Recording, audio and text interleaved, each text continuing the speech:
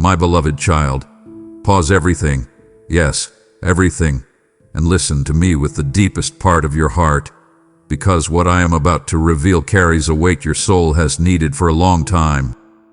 I've titled this message, I've been holding this in but not anymore, because there are truths you've ignored, wounds you've buried, and strengths you've forgotten, and I will not let you walk another moment without knowing what has been waiting to be spoken over your life. Lean in now, for what you hear in the next breaths is meant to awaken, realign, and restore you in ways you cannot afford to miss. I need you to hear this with your whole heart. You have been carrying things that were never yours to lift, and I have watched every step you've taken under that weight. You call it being responsible, being strong, being the one who handles it, but I call it a burden that is slowly crushing the softness I placed inside you. You have carried the expectations of others as if they were commandments written in stone, and you have carried your own disappointments as if they were permanent labels on your soul. You pick up the pressure to be okay, the pressure to hold everyone together, the pressure to never fall apart, and you tuck it all inside where no one sees. But I see.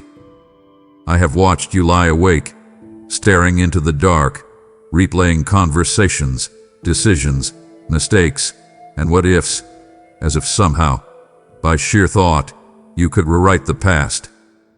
I have seen the way you smile so others don't worry, even when something inside you feels like it is quietly breaking. You tell yourself to just push through, to keep going, to not make it a big deal, but I am telling you that what you are feeling is not a small thing to me. I crafted your heart with tender care. I know exactly what breaks it and what heals it. I have watched you drag yesterday's failures into today, stacking them on your shoulders like invisible stones, and you think this is just what life is, heavy, relentless, unchanging. But I did not design you to live bowed down under loads that belong in my hands, not yours. You were not created to be the savior of everyone around you. You already have a savior, and it is not you, it is me. When you hold what is mine to carry, your soul grows weary in ways you do not even have words for. That's why sometimes you feel tired even after sleep, overwhelmed even when nothing new has gone wrong. It is not because you are weak. It is because you are holding more than any human heart was meant to hold alone. I have watched you carry unspoken grief, unprocessed pain, questions with no answers, fears about the future that you never tell anyone, and I have not looked away once. I have been present in every hallway where you paused to collect yourself, in every bathroom where you wiped tears quickly before returning to your day, in every car ride where your chest felt tight but you didn't know why. I have counted each sigh, each moment where you whispered, "I'm fine," while something inside whispered back, "I'm not." I have seen you. I have known all of it. And I am speaking now because I will not let you keep calling this normal. You were never meant to live this way, not with your spirit weighed down and your joy dimmed. You were meant to walk with me, not as a soldier grinding through endless battles alone, but as a beloved child who knows they can hand me anything, at any time, and not be rejected. I have watched you carry what you were never meant to carry, and as we go on, I am going to start taking it from your hands, piece by piece, if you will let me. I need you to hear me clearly. The strength you show to the world has never fooled me, not even for a moment. You wear it like armor, holding your shoulders firm and your voice steady. But I see right through every practiced breath and every forced smile you've ever given. You've become so used to hiding your pain that you don't even notice when you do it anymore. You just tuck it behind your ribs and keep going, as if endurance is the only language you are allowed to speak. But my beloved, I have watched the tears you swallowed before they ever touched your face. I've seen you step into a room acting as if everything was fine when your heart felt like it was tightening inside your chest. I've heard the words you didn't say because you didn't want to burden anyone, and I felt the silent ache behind your laughter when all you wanted was a moment to breathe without pretending. You think that because others don't see your trembling, I don't see it either. But I do. I always have. I see the way you carry the weight of expectations, how you've become the strong one, the reliable one, the one who gets up even when you're breaking inside. You've convinced yourself that showing weakness means losing control, but I'm telling you that you have lost far more by hiding your wounds than you ever would by letting them be seen. You don't realize how often you've pushed your own heart aside just to keep life moving for everyone else. You comfort others even when no one comforts you. You reassure others even when fear knots itself around your own thoughts. And I know you tell yourself that this is just life, that being strong is the only option, but that is not the truth I wrote over you. The truth is that I never asked you to silence your pain for the sake of appearances. I never asked you to wear strength like a mask. I never asked you to pretend you were okay just so the world wouldn't worry. What I asked, what I still ask, is for you to bring that pain to me, to let me see it, not because I don't already know it, but because you need the freedom of not carrying it alone. Every tear you swallowed I caught. Every time your voice wavered but you steadied it, I heard the tremble. Every moment you were overwhelmed but refused to fall apart, I held the pieces of you gently in my hands. Don't think your pain has ever gone unnoticed. Don't think your strength has ever been required. I saw every tear, and because I saw them, I am now speaking in a way you cannot ignore. You don't have to hide anymore. Not from me. Listen closely, because what I'm about to say has been waiting in my heart far longer than you realize.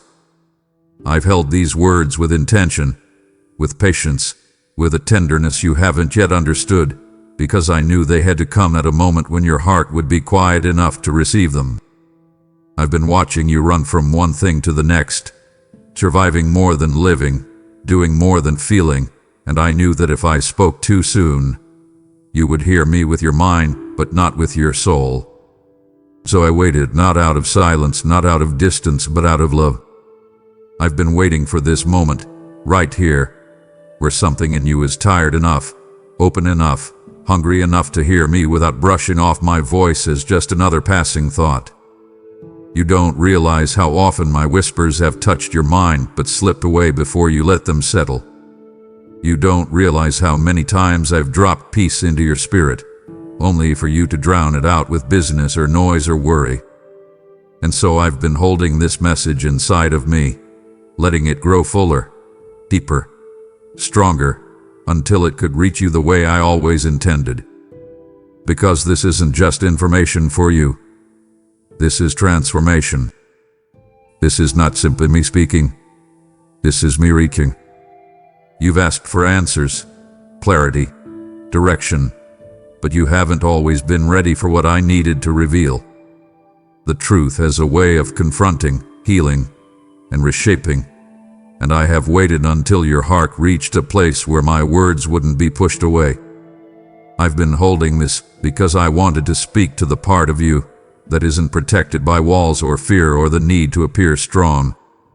I wanted to speak to the child inside you who still longs to be held, understood, and seen. And now, in this moment, I feel your heart softening, your guard lowering, your spirit leaning in, even if just a little. That's all I need. Just a little room. Just a small opening.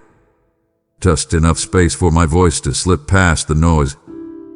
I've been holding this in, waiting for such a time as this, because transformation requires timing, and your heart is finally ready to hear the words that will begin to free you.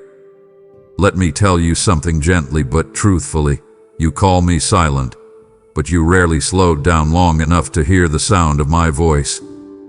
You mistake my patience for absence, my stillness for distance, my quiet for indifference, but that has never been who I am to you. I have been speaking to you in moments you overlooked, in nudges you brushed off, In peace you walk past, in signs you dismissed because they didn't fit your expectations. I have whispered to you in the softest ways, knowing that if I thundered every message into your life, you would respond out of fear instead of love. But the pace of your life has been so loud, the weight of your thoughts so heavy, that my whispers were drowned out by everything competing for your attention. And so you believed I was silent. You believed I was far. You believed I wasn't answering your prayers. But the truth is that I have been waiting, not because I didn't want to speak, but because I wanted you to hear. Really hear. Hear with your spirit, not your panic. Hear with your heart, not your exhaustion. You pray for direction but rush past the answer. You ask for comfort but numb yourself before I can draw near. You look for signs in the extraordinary while ignoring me in the simple, quiet things I place in front of you daily. You think silence is absence, but it is often invitation.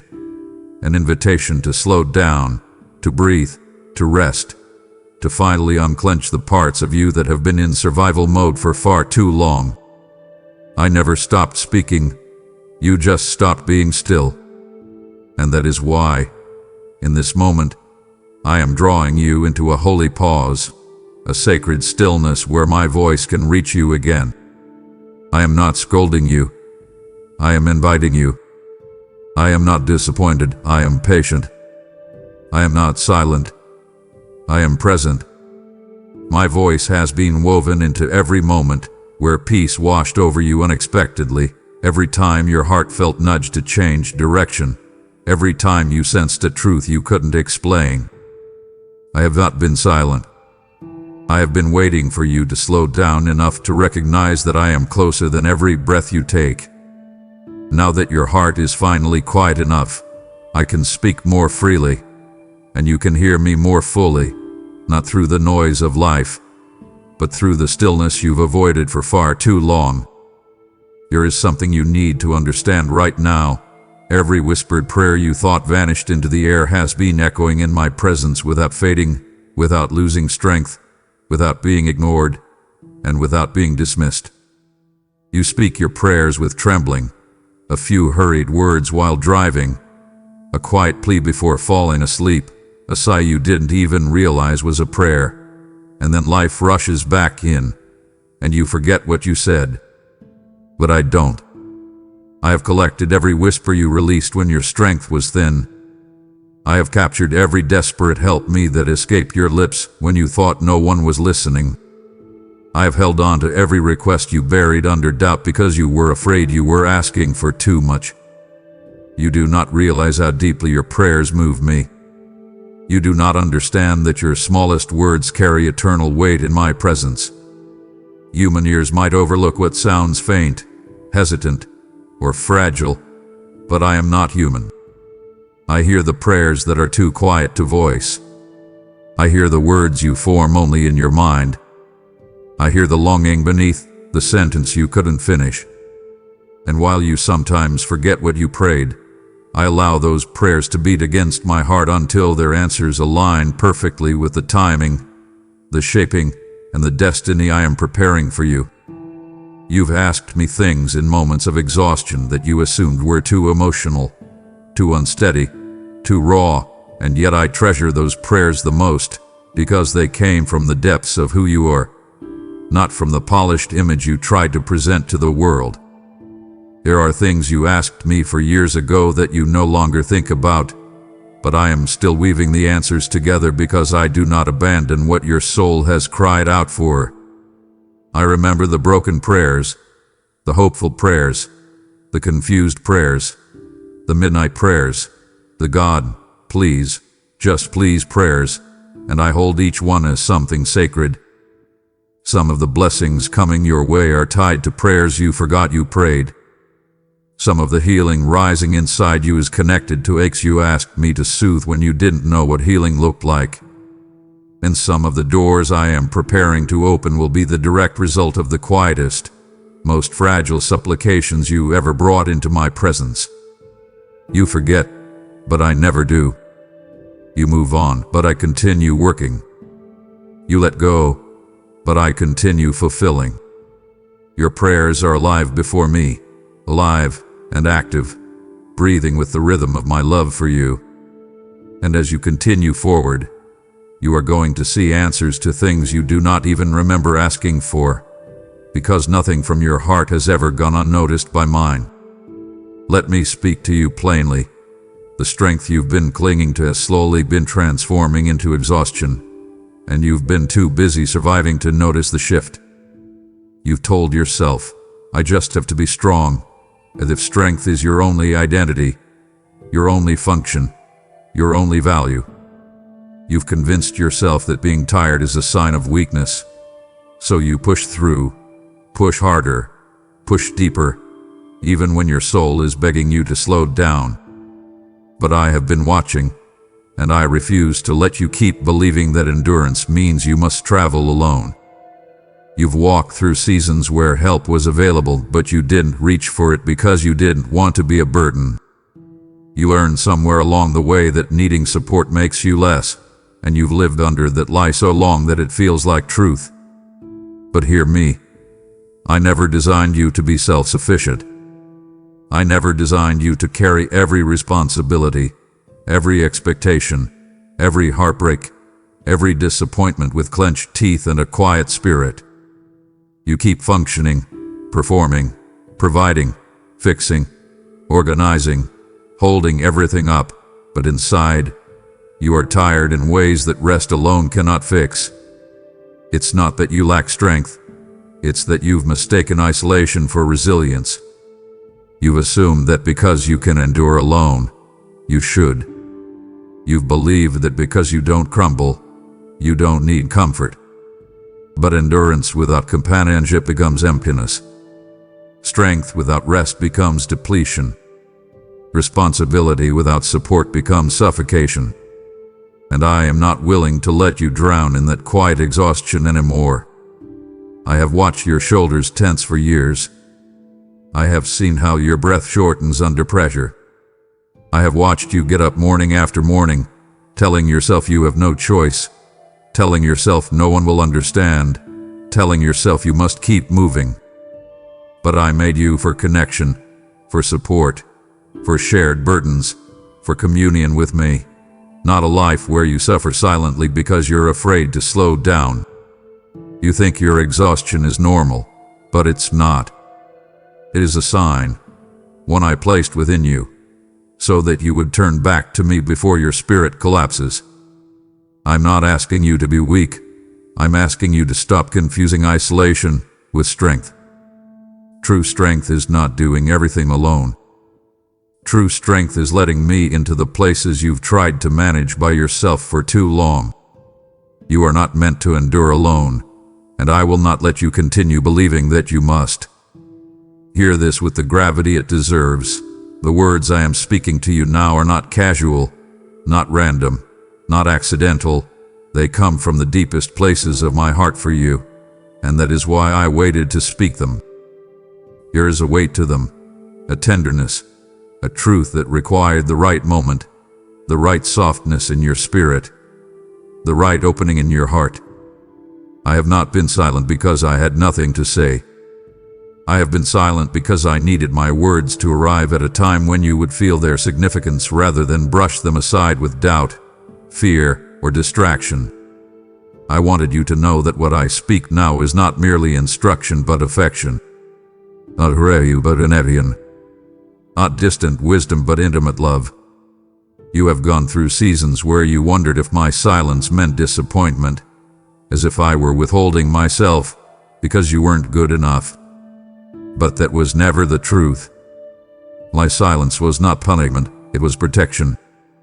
I was protecting these words until you were ready to receive their depth without pushing them away. I was protecting your heart so that my voice would meet you at the moment when it could heal instead of overwhelm. And now, as I speak, I am revealing something I have longed to show you.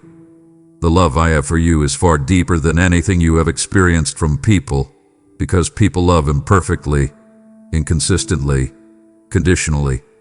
But I do not. My love is steady even when your emotions fluctuate. My love is unwavering even when you doubt yourself. My love is present even when you feel undeserving. The words I am giving you in this season are not shallow comforts. They are foundations. They are the truths I have been shaping you for. You are stepping into a period where my voice will become clearer, not because I suddenly chose to speak, but because your heart has finally become open enough to hear me without filtering my voice through past wounds. What I speak today is drenched in love, saturated with compassion, overflowing with patience. I waited to speak so that when I did, you would know, without question, that every word comes from a place so profound, so intentional, so deeply rooted in who I created you to be, that you could no longer confuse my voice with anything less than love. And now that I've begun, I will continue, because you are ready, and my heart has much more to reveal to yours. Let me speak directly to the part of you that has been exhausted for years. You have carried burdens that you mistook for responsibility, and though the world praised your strength, I have watched it drain the very life out of you. You took on roles, expectations, emotional loads, and invisible duties because you thought it was what a responsible person does. You thought it made you noble, dependable, worthy. But what you called responsibility, I saw it as weight that was slowly suffocating your spirit. You weren't built to carry everything you've been holding. That is why it feels like you are constantly walking uphill even on days when nothing is wrong. And here's the truth you've avoided. Not every burden you carry belongs to you. Not every battle you fight is yours to win. Not every problem you shoulder is yours to solve. You have taken on emotional responsibility for people who never asked you to fix their lives, and yet you felt compelled to carry their fears, their needs, their expectations, and their broken pieces. You thought, if I don't pick this up, everything will fall apart, and you convinced yourself that this was maturity. But maturity is not defined by how much you carry. It is defined by knowing what is yours and what is mine. You have carried too much because you thought it was the only way to be good, the only way to be loved, the only way to keep peace, the only way to prevent chaos. But I never called you to be the savior of others. I called you to be faithful, not overloaded. I called you to walk with wisdom, not collapse under pressure. I called you to trust me, not to replace me. The burdens I give you have purpose. The burdens you pick up on your own only drain you. You have walked around believing that if you rest, you will disappoint someone. If you stop helping, someone will be hurt. If you say no, someone will think less of you. But listen to me. I never asked you to sacrifice your well-being to keep the world around you functioning. You call it loyalty, but I call it self-neglect. You call it consistency, but I call it bondage. You call it love, but I call it a misunderstanding of what love truly is. Real responsibility does not crush you, it strengthens you. Real responsibility brings clarity, not confusion. Real responsibility grows you. It does not drain you until nothing is left. My beloved, you have been weary because you are holding what I have been waiting to take from you. I am not asking you to be irresponsible. I am asking you to be aligned with me, with truth, with the life I designed for you. Stop carrying everything. Start carrying only what I place in your hands. You were never meant to break under the weight of expectations. You were meant to breathe under the weight of my grace. Let me pull back the veil for a moment so you can see what you've been blind to. You have been fighting battles that no one else could see, not even those closest to you, and you assumed you were fighting them alone. But I have been standing beside you, shielding you, strengthening you, and intervening in ways you never realized. Your invisible battles are not invisible to me. I've seen the mental storms that raged behind your calm face.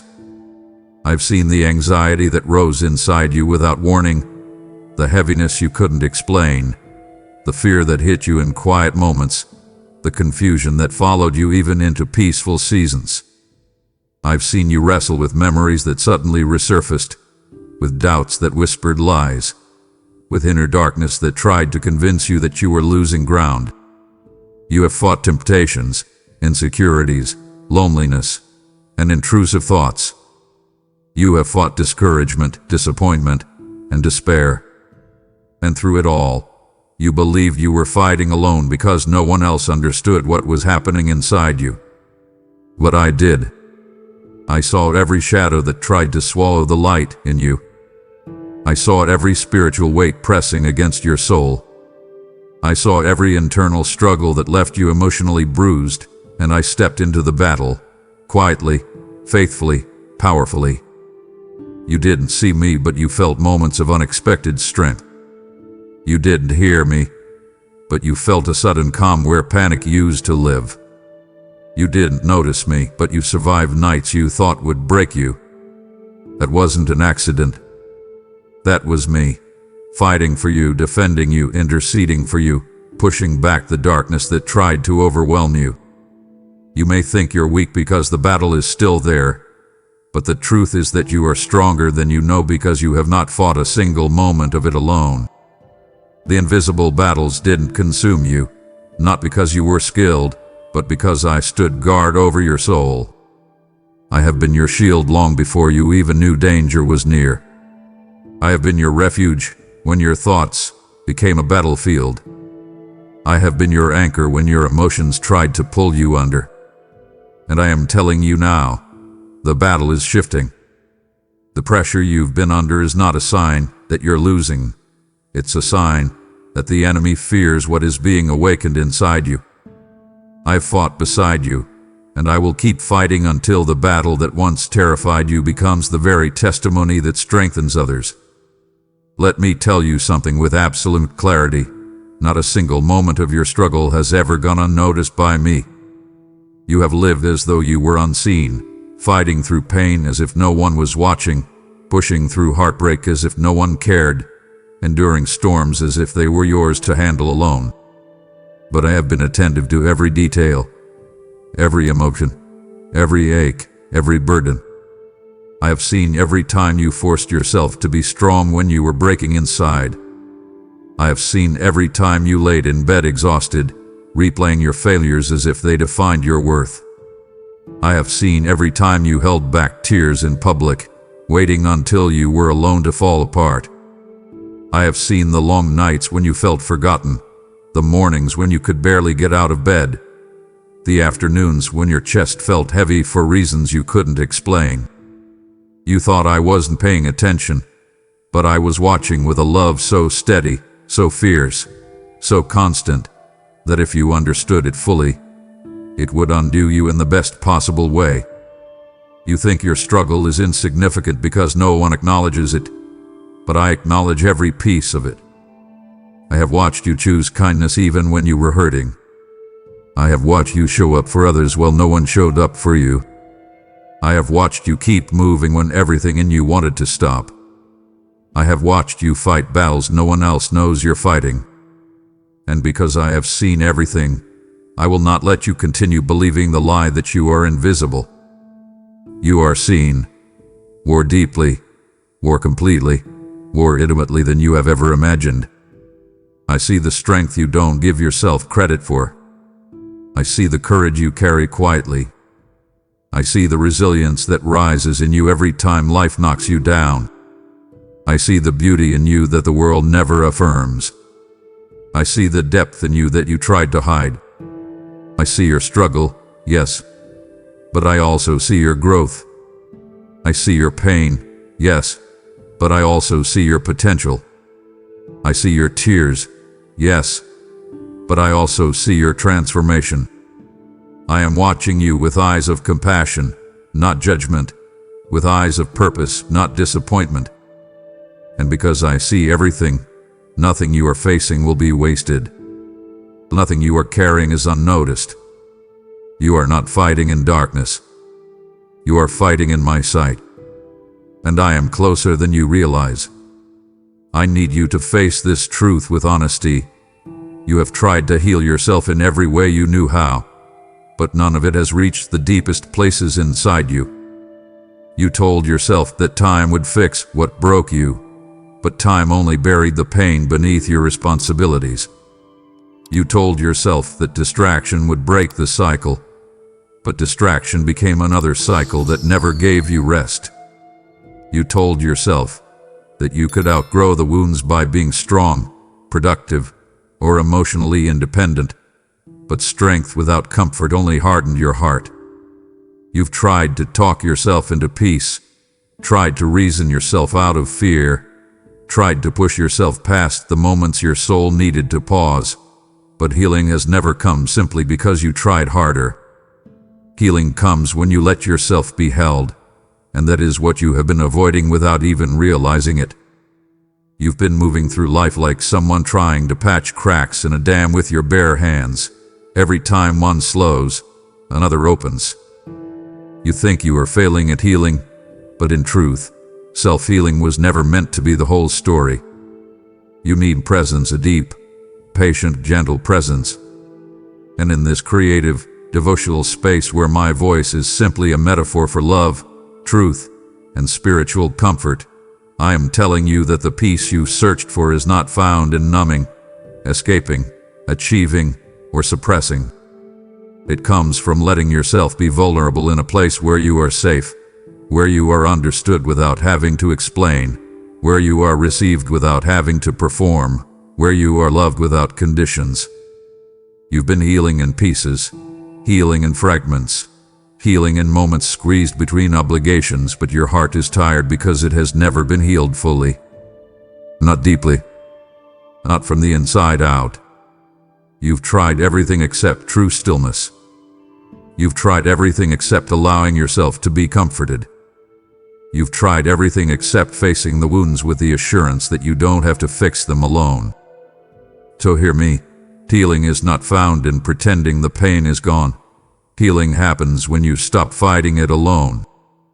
Healing is not in hiding. It is in returning. Healing is not in pushing through. It is in surrendering the very wounds you've spent years trying to control. And as this conversation unfolds, this metaphorical voice speaking into your soul, understand that restoration is already beginning, because for the first time in a long time, you're not running from your heart. You're listening to it. Let me begin this next truth with the force it deserves. You have never, not for a single heartbeat, been alone. I know you felt alone. I know you've walked through seasons where silence felt like abandonment and distance felt like rejection. I know there were nights when the room felt too quiet, when you felt invisible, overlooked, unheld, unsupported. I know that people have left you, misunderstood you, betrayed you, or simply lacked the capacity to stand with you in the ways you needed. But human absence is not the same as spiritual abandonment. Emotional loneliness is not the same as being forgotten. And although your heart has struggled to believe it, you were never alone, not even in the moments that broke you. The reason I waited to speak this truth so directly is because you wouldn't have believed it before now. You would have dismissed it as comforting words rather than life-giving reality. But now, your heart is softer. It is listening. It is finally willing to receive what it once rejected. You need to know that the loneliness you felt was not a sign of abandonment. It was a sign of hunger. Hunger for connection, for love, for endurance, for presence. Hunger for something deeper than human companionship. Hunger for a kind of closeness that no relationship, achievement, or distraction could ever satisfy. Your loneliness was the echo of your soul calling for something real, something holy, something healing. And even though this is a creative monologue, symbolically spoken as the voice of God, its truth remains. You are not as alone as you fear. You have been guided, protected, comforted, and strengthened in ways you did not recognize. There were moments when you felt like giving up, and yet something someone, held you steady inside. There were times when you couldn't explain the peace you suddenly felt, the clarity that came out of nowhere, the courage that rose when you expected to collapse. That was presence, not coincidence. And so I tell you now what I have longed to tell you. You are not alone now. You were not alone then, and you will not be alone in what is ahead. Deep in the unseen, in the spaces no one else can reach, you are held. Let me speak directly to the heaviest part of your soul. You have been carrying guilt that was never yours to hold, guilt that wrapped itself around your identity until you forgot who you were without it. You've blamed yourself for things that were never in your control, outcomes you couldn't prevent, people you couldn't save, mistakes you didn't mean to make, responsibilities no one should have placed on you. You've punished yourself for being human, for not knowing better at the time, for not being able to see what you only understand now. And because guilt sat on your shoulders for so long, you began to believe it was part of you. But it never was. There are burdens you carry that stem from expectations placed on you by people who did not understand your heart. There are memories that still sting because you've replayed them through the harsh lens of hindsight. There are apologies you've rehearsed in your mind 1,000 times, some for things you didn't even do, some for things you weren't responsible for, some for wounds that were caused by the brokenness of others, not by your failures. You've held on to guilt because it felt safer to blame yourself than to face the truth. You were hurting too. You were learning. You were doing your best with what you had. You were growing in ways that were messy, imperfect, and painfully human. But hear me in this symbolic, loving voice.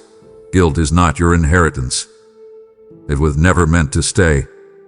It was never meant to define you. And today, right here, in this moment, I lift that weight from your shoulders.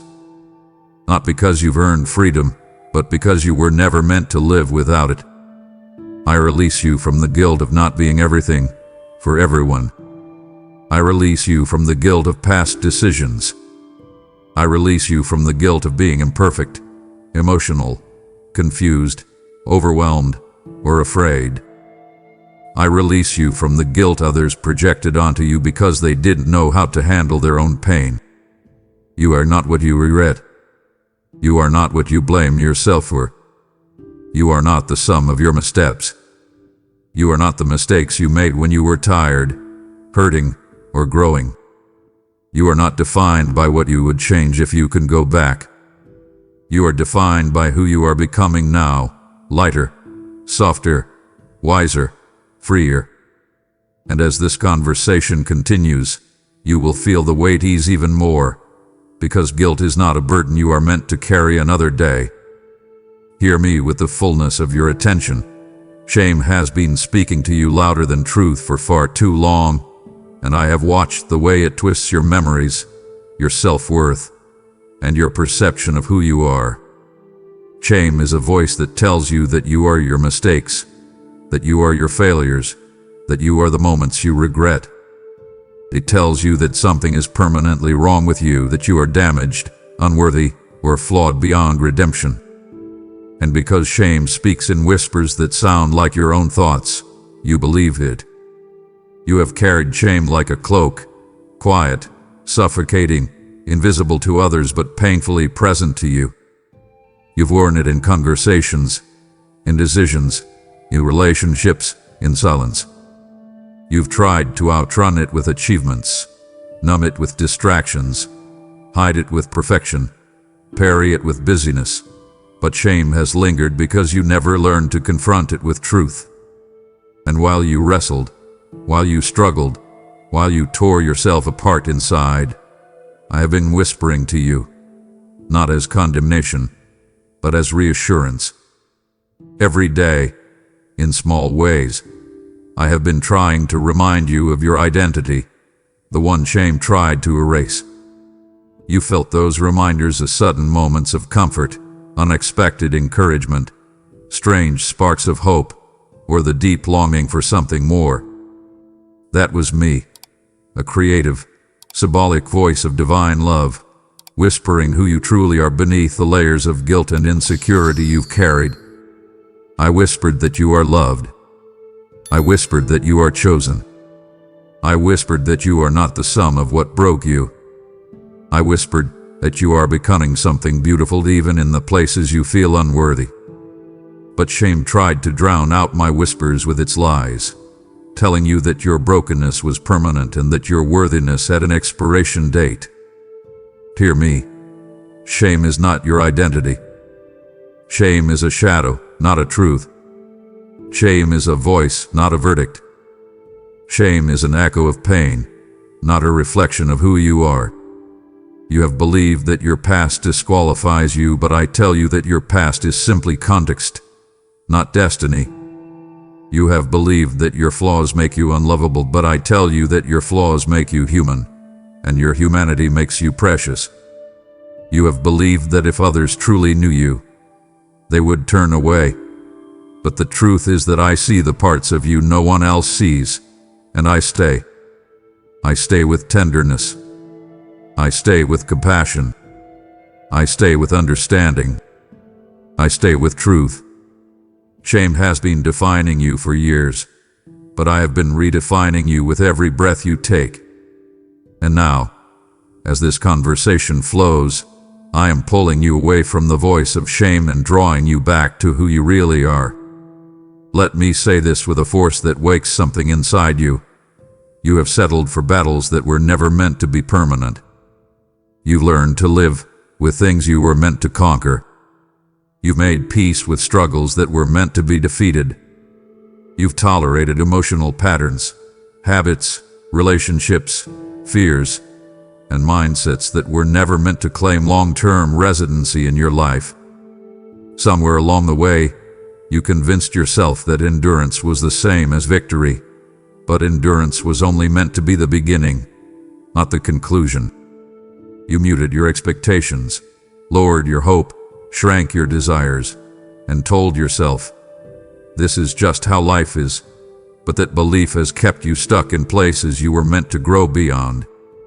Some of the battles you've been fighting are not signs of failure. They are signs of calling. They are indicators of what you were created to rise above. But instead of confronting these battles with authority, you learned to coexist with them. You accepted cycles of discouragement as normal. You accepted anxiety as personality. You accepted emotional exhaustion as maturity. You accepted unhealthy relationships as inevitable. You accepted fear as wisdom. But hear me clearly. I never designed you to tolerate the things that steal your peace, drain your strength, or dim your identity.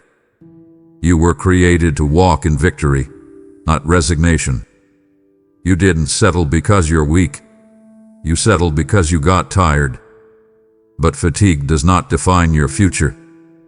The battles you've been tolerating have been draining your joy, dulling your courage, and numbing your hope.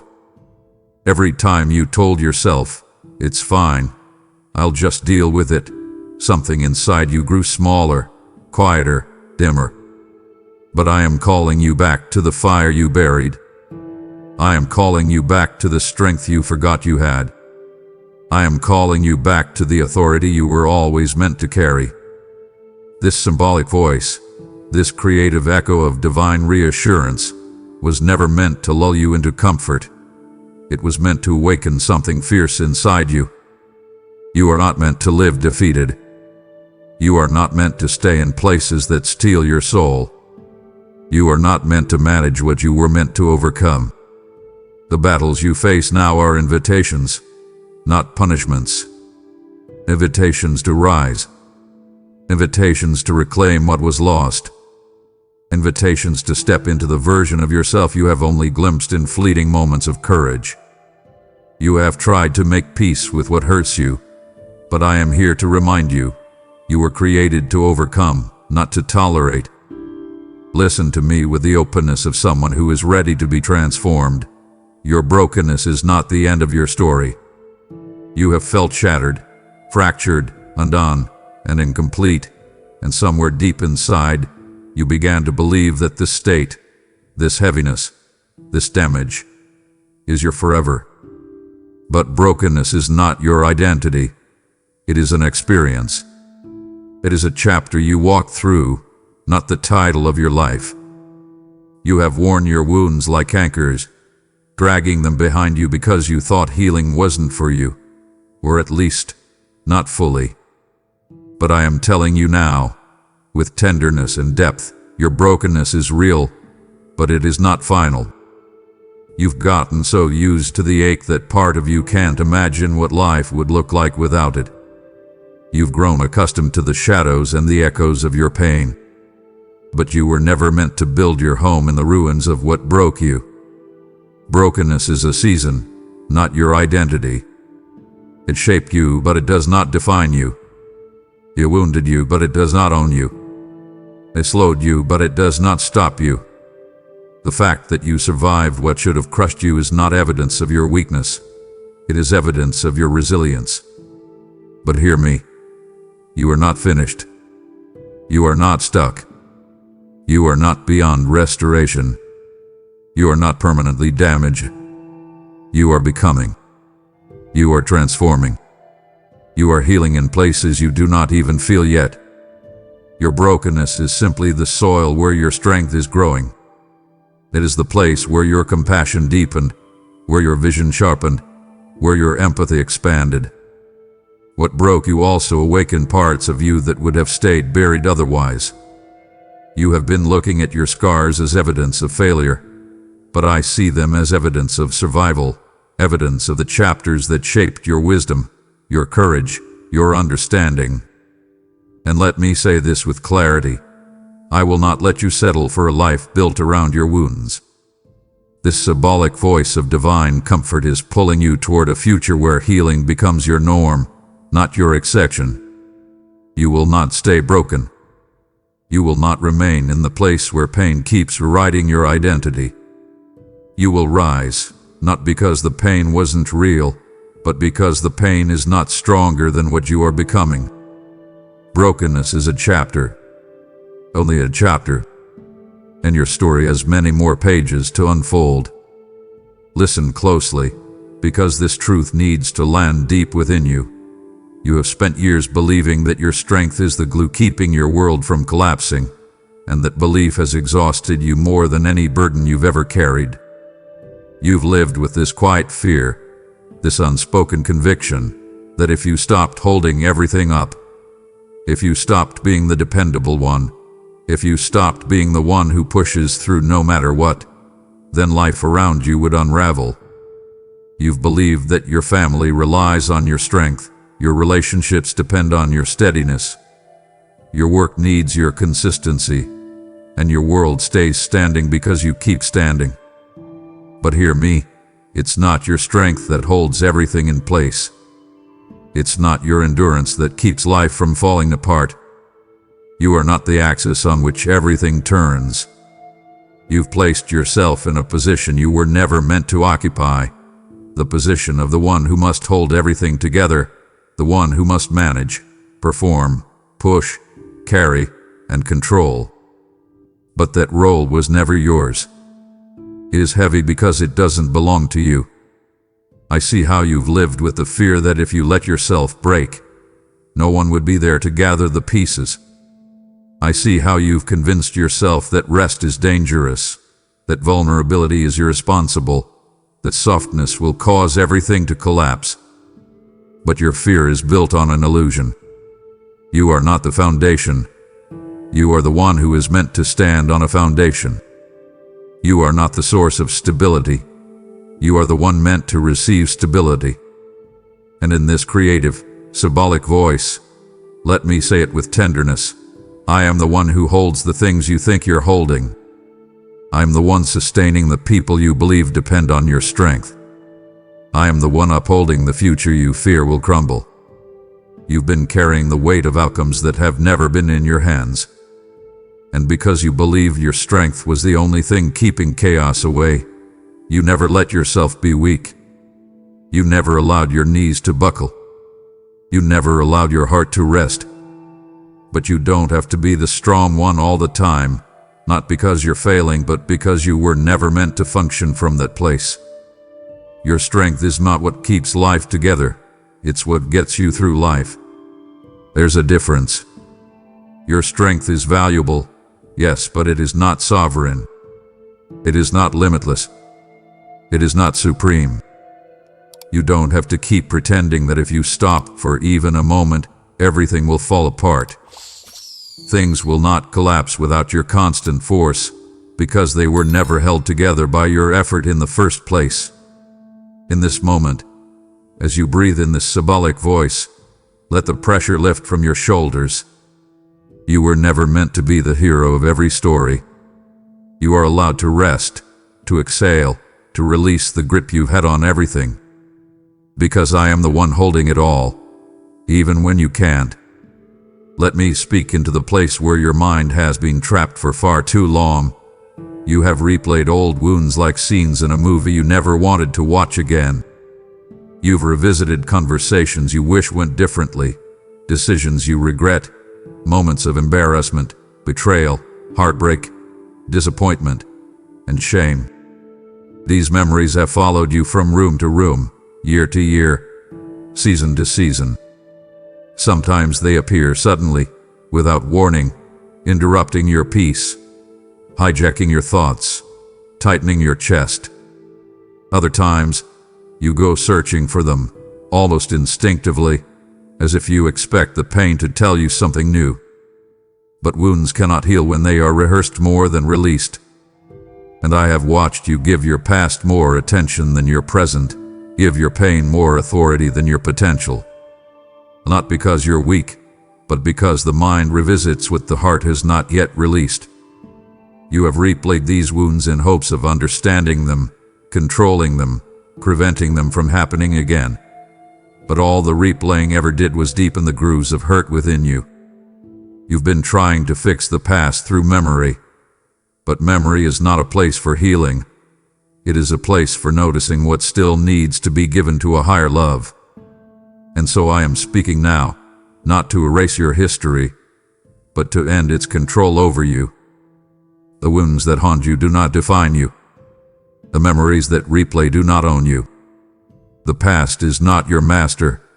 It is a chapter. It shaped you, but it does not imprison you.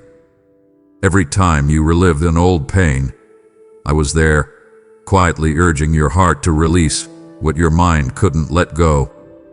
Every time your memories rewounded you, I was whispering for you to look forward instead of backward.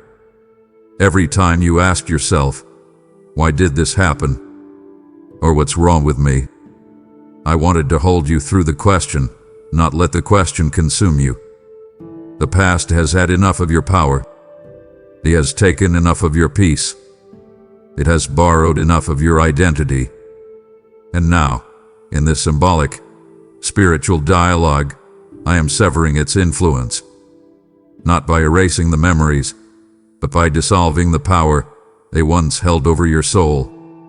Your mind may still remember, but your heart doesn't have to break each time it does. The wounds may still exist, but they don't have to define your worth. The past may still echo, but you no longer have to listen to its voice. I am speaking to end the power of what hurt you, because you were never meant to live endlessly haunted. It's time for your past to become a teacher, not a tyrant. It's time for you to reclaim your mind. Let me reveal something you have misunderstood for years. You have interpreted silence as distance, difficulty as abandonment, and unanswered questions as absence. But I have been closer to you than you have ever imagined.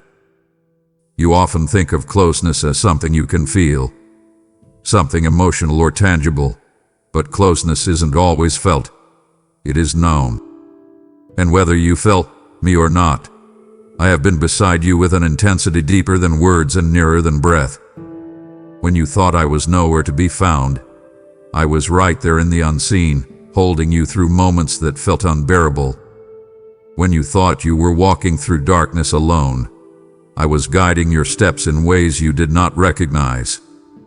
When you questioned why I didn't intervene the way you expected, it wasn't because I was far, it was because I was working in places you couldn't yet see. You have mistaken my quietness for absence, but quietness is often the language of transformation. When a seed grows beneath the soil, the process is silent. When a wound heals beneath the surface, the process is quiet.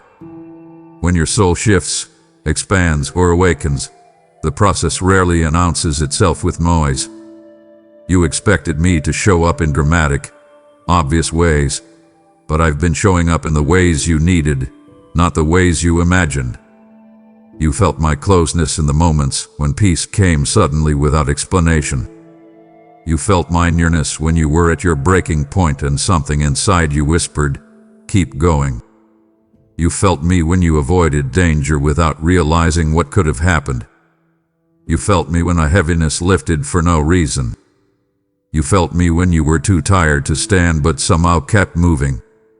That was not coincidence. That was presence.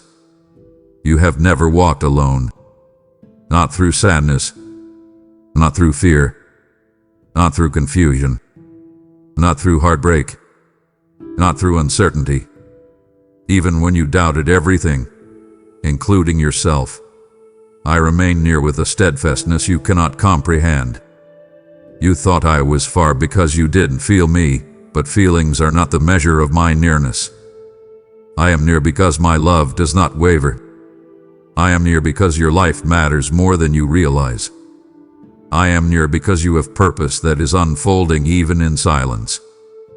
I am near because you have asked for guidance, and I have been guiding even when you weren't aware of it. So hear me. I am not distant. I have never been distant. You are wrapped in a nearness that has carried you through every moment you thought you survived alone. And as this conversation continues, you will begin to sense that nearness more clearly. Not because I moved closer, but because you are finally ready to see how close I've been all along. Let me start with a truth you've been afraid to admit. You have been searching for signs everywhere, searching in conversations, searching in circumstances, searching in timing, searching in coincidences, searching in the smallest details of your days because you've been desperate for clarity, for reassurance, for some sense that you are not wandering blindly. You've asked quietly, am I on the right path? Am I doing the right thing? Is this really where I'm supposed to be? You've prayed for guidance, but doubted the guidance once it came. You've waited for signs but questioned them the moment they appeared. You've longed for direction but felt unworthy of it. And beneath all of that searching is a heart that simply wants to know it is seen. It wants to know it is led. It wants to know it is not moving forward alone. You've said, "God, just show me," so many times, with hope in your voice and fear in your chest. And even though this message is crafted in a symbolic, devotional voice, layered with metaphor and compassion, it is still an answer to those cries. You have been asking for clarity, but clarity doesn't always come the way you expect. You wanted lightning bolts and parted seas, something undeniable, unmistakable, dramatic enough to shut down every doubt. But the signs you've been given have often been subtle because your heart needed gentleness, not force. I've been guiding you through the nudges you couldn't explain, through the discomfort that pushed you toward growth, through the opportunities that appeared at the exact right moment, through the restlessness that signaled you were made for more. These were not accidents. They were signs. But you didn't always trust them because they didn't look the way you imagined a sign should look. Yet here you are, still searching, still hoping, still longing. And so I am telling you plainly, this moment, these words, this stirring inside you, it is one of the confirmations you have been asking for. You didn't stumble into this by accident. You weren't reading aimlessly. Something in you led you here because something in you is ready to receive what you've been asking for. You're not imagining the pull you feel. You're not imagining the resonance in your soul. When truth meets readiness, your spirit recognizes it. And right now, your spirit recognizes this. Some signs are loud. Some signs are soft. Some appear in timing that shakes you awake. Others come in whispers that settle deep. This is one of those deep whispers. Consider how many times you have begged for reassurance, asked for validation, prayed for alignment, hoped for a word, something to let you know you're not misreading your life. Consider how often you've said, "Just tell me something," wishing for a moment like this. And now that it's here, now that clarity is touching the surface of your heart, something is loosening inside you. Something is exhaling. Something is saying, "Maybe I'm not as lost as I thought." No, you're not lost. You never were. You just needed a sign that spoke in the language of your heart. And this, right here, in this symbolic voice, is one of them. Hear me in the fullness of this moment. The reason I have waited to speak certain truths to you is because I wanted you to notice something about yourself. Something you often overlook, something you rarely appreciate, something you underestimate every time doubt clouds your heart. And what I wanted you to see is this: even with your questions, even with your uncertainty, even with your fear, even with your inconsistencies, you still come back. You come back when you're tired. You come back when you're overwhelmed. You come back when you're hopeful. You come back when you're hurting. You come back when life confuses you. You come back even when you feel unworthy of coming back. And that returning, the choosing, that reaching, that pulling yourself towards something deeper even when you do not feel steady, that matters more than you realize. You think your doubts disqualify you. You think your moments of distance disappoint me. You think your inconsistency weaken the connection. But from this creative, devotional voice of divine compassion, hear this clearly. I do not measure you by your moments of drifting. I measure you by your heart's direction. And your heart still turns toward me, again and again, even when you feel too broken, too busy, too confused, too imperfect. That return is not small. It is everything. That return reveals the truth of your soul. That return reveals where your spirit belongs. That return reveals your longing for connection that no doubt can cancel. I've been holding this in, waiting for the moment your heart could receive it without brushing it away. Your doubts have never pushed you away from me as much as you feared. They have brought you closer, because doubt is often the doorway to deeper truth. Doubt is not the enemy of faith, apathy is. And you are not apathetic. You feel too deeply. You care too much. You long too sincerely. Your questions are not rebellion. They are hunger. Hunger for meaning. Hunger for stability. Hunger for love that doesn't break. For truth that doesn't shift. For presence that doesn't leave. And every time you reach back, even if it's with trembling hands, it shows me that your heart, even in confusion, still knows where home is. So hear me. Your doubts have never disqualified you. Your questions have never made you unworthy. Your inconsistency has never made you unloved. I see you're returning, not your perfection. And your returning is enough. Let me speak directly into the wound that has shaped so much of how you view yourself. You have felt unworthy of love. Not just momentarily, not just during heartbreak or failure. You've felt it in the quiet parts of your life, the hidden corners of your heart where insecurity whispers loudest. You've questioned whether you deserve tenderness, whether you deserve patience, whether you deserve someone staying, choosing you, believing in you. You've carried the fear that if people truly saw you, your flaws, your mistakes, your struggles, your complexity, they would withdraw their love. And because of that fear, you've placed yourself on an emotional tightrope, always performing, always adjusting, always trying not to give anyone a reason to leave.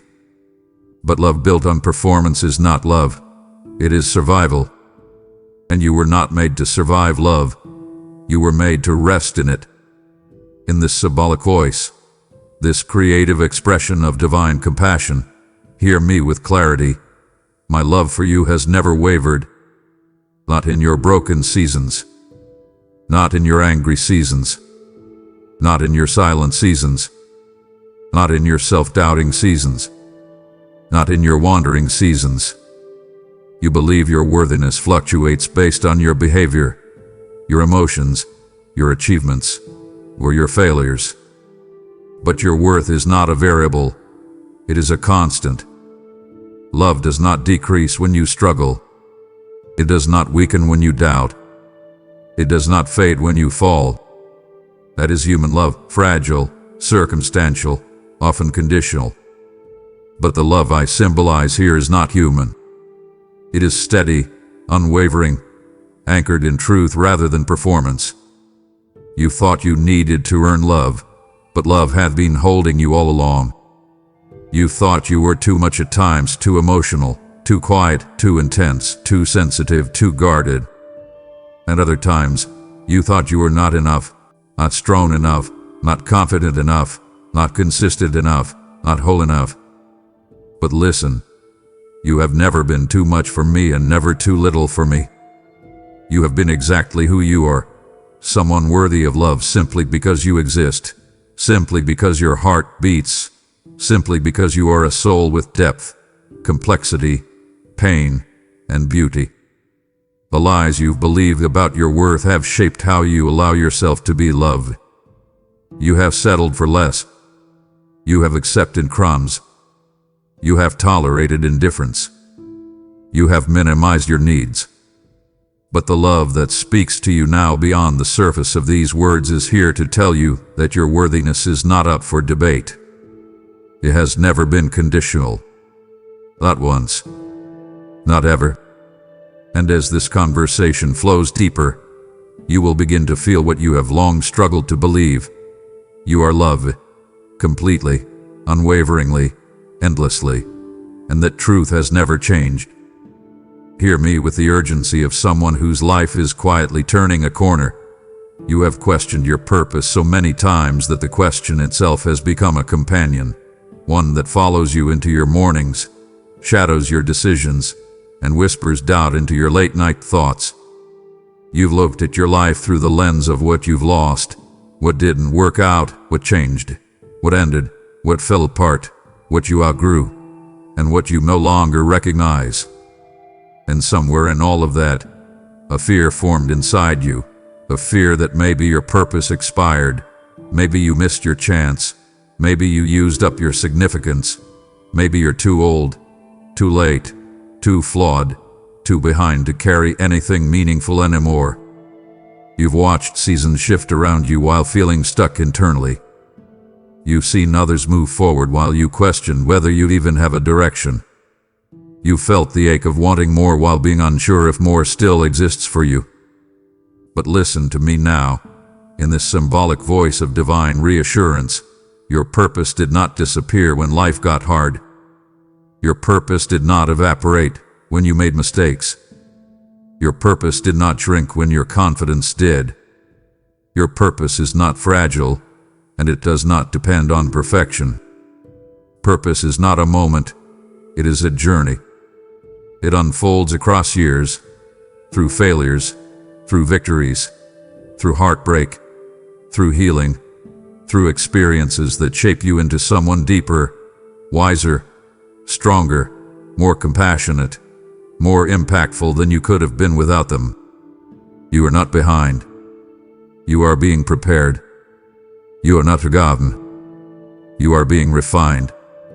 You are not purposeless. You are simply in the middle of the story, not the end.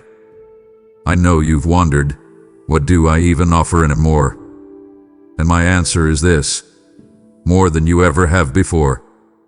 Your purpose does not rely on youth, on accomplishments, on recognition, or on flawless performance. Your purpose grows through every season you've survived, every insight you've gained, every scar that has softened you, every resurrection that happened inside you when life tried to bury you. Purpose evolves as you evolve. And right now, yes, in this moment, you are more prepared for your purpose than you've ever been, because everything you've walked through has carved wisdom into your soul that could not have been shaped any other way. So hear me clearly. You still have purpose. You still have calling. You still have a future that requires your presence, your voice, your heart, your gifts, your experiences, and your authenticity. You are not done. You are not drifting. You are not forgotten. You are standing at the doorway of a chapter where clarity will begin to rise and meaning will begin to return, not because you chased it, but because you finally slowed down enough to receive it. Your purpose is alive, and it is waiting for you to step into it. One moment, one decision, one breath at a time. Let me speak into the deepest misunderstanding you've carried about yourself. You believe you have disappointed the divine. You believe there were moments of choices, mistakes, reactions where you failed spiritually, emotionally, morally, or relationally. You've carried this internal narrative that you let me down, that you weren't good enough, faithful enough, strong enough, disciplined enough, or obedient enough. And because of that, a quiet shame has settled over you, one that says, I should have done better, even when your heart was hurting, confused, or overwhelmed. You've replayed these moments not because they define you, but because you assumed they defined our relationship. But hear me. You have never failed me, not once. You think failure is falling short. But I see the full truth behind every moment you call a failure. I see the exhaustion you hid, the fears you didn't know how to express, the pressure you were under, the wounds you were carrying, the loneliness that shaped your choices, the survival mode you were functioning in. You judge yourself by the action, but I see the heart behind the action. You judge yourself by the outcome, but I see the circumstances that influenced it. You judge yourself by the moment, but I see the journey. What you call failure, I call growth. What you call disappointment, I call development. What you call falling short, I call learning to stand. You say you should have been stronger, yet you forget the battles you were facing when you felt weakest. You say you should have trusted more, yet you overlook how hard it is to trust when your heart has been bruised by life. You say you should have been more consistent, yet you forget the weight you were carrying that made consistency feel impossible. You label yourself a spiritual failure, but I have never labeled you that. Not once. Because I don't measure your worth by your perfection. I measure it by your desire to grow, to return, to rise again even after falling. And the truth is, you've never stopped returning, not even when you felt unworthy. Your heart always turned back toward me, even if imperfectly, even if quietly, even if with trembling doubt. And that return, no matter how small, is proof that you never failed. Failure would mean you walked away completely, surrendered your heart, abandoned your growth, or lost your desire for connection. What you didn't. Even at your worst moments, you held on to a thread of faith, a faint hope, a whispered prayer, a desire for something deeper. And that thread, thin as it felt, was enough. So hear me clearly. You have never failed me. You have only been human. And being human is not a failure. It is the canvas through which transformation unfolds. Let this next truth break the pressure inside you. You are not behind. Not in your career. Not in your relationships. Not in your accomplishments. Not in your healing. Not in your growth. You have lived with this heavy, suffocating belief that you should be further by now, that you should have achieved more, understood more, healed more, built more, become more. You have compared your timeline to those around you, measuring your progress against standards that were never meant for you. You've watched others reach milestones you haven't reached yet and felt the quiet sting of inadequacy. You've told yourself that you missed your chance, that you're late, that you're slow, that life is moving faster than you can keep up with. But hear me through this symbolic and compassionate voice. You are not behind, you are in process. And process is not failure. Your journey has been different because your purpose is different. Your growth has taken longer because your depth is greater. What looks like delay from your perspective often looks like preparation from mine. There were seasons where you felt stuck, but you were actually being rooted. There were seasons where nothing made sense, but you were being reshaped. There were seasons where you felt left out, but you were being set apart.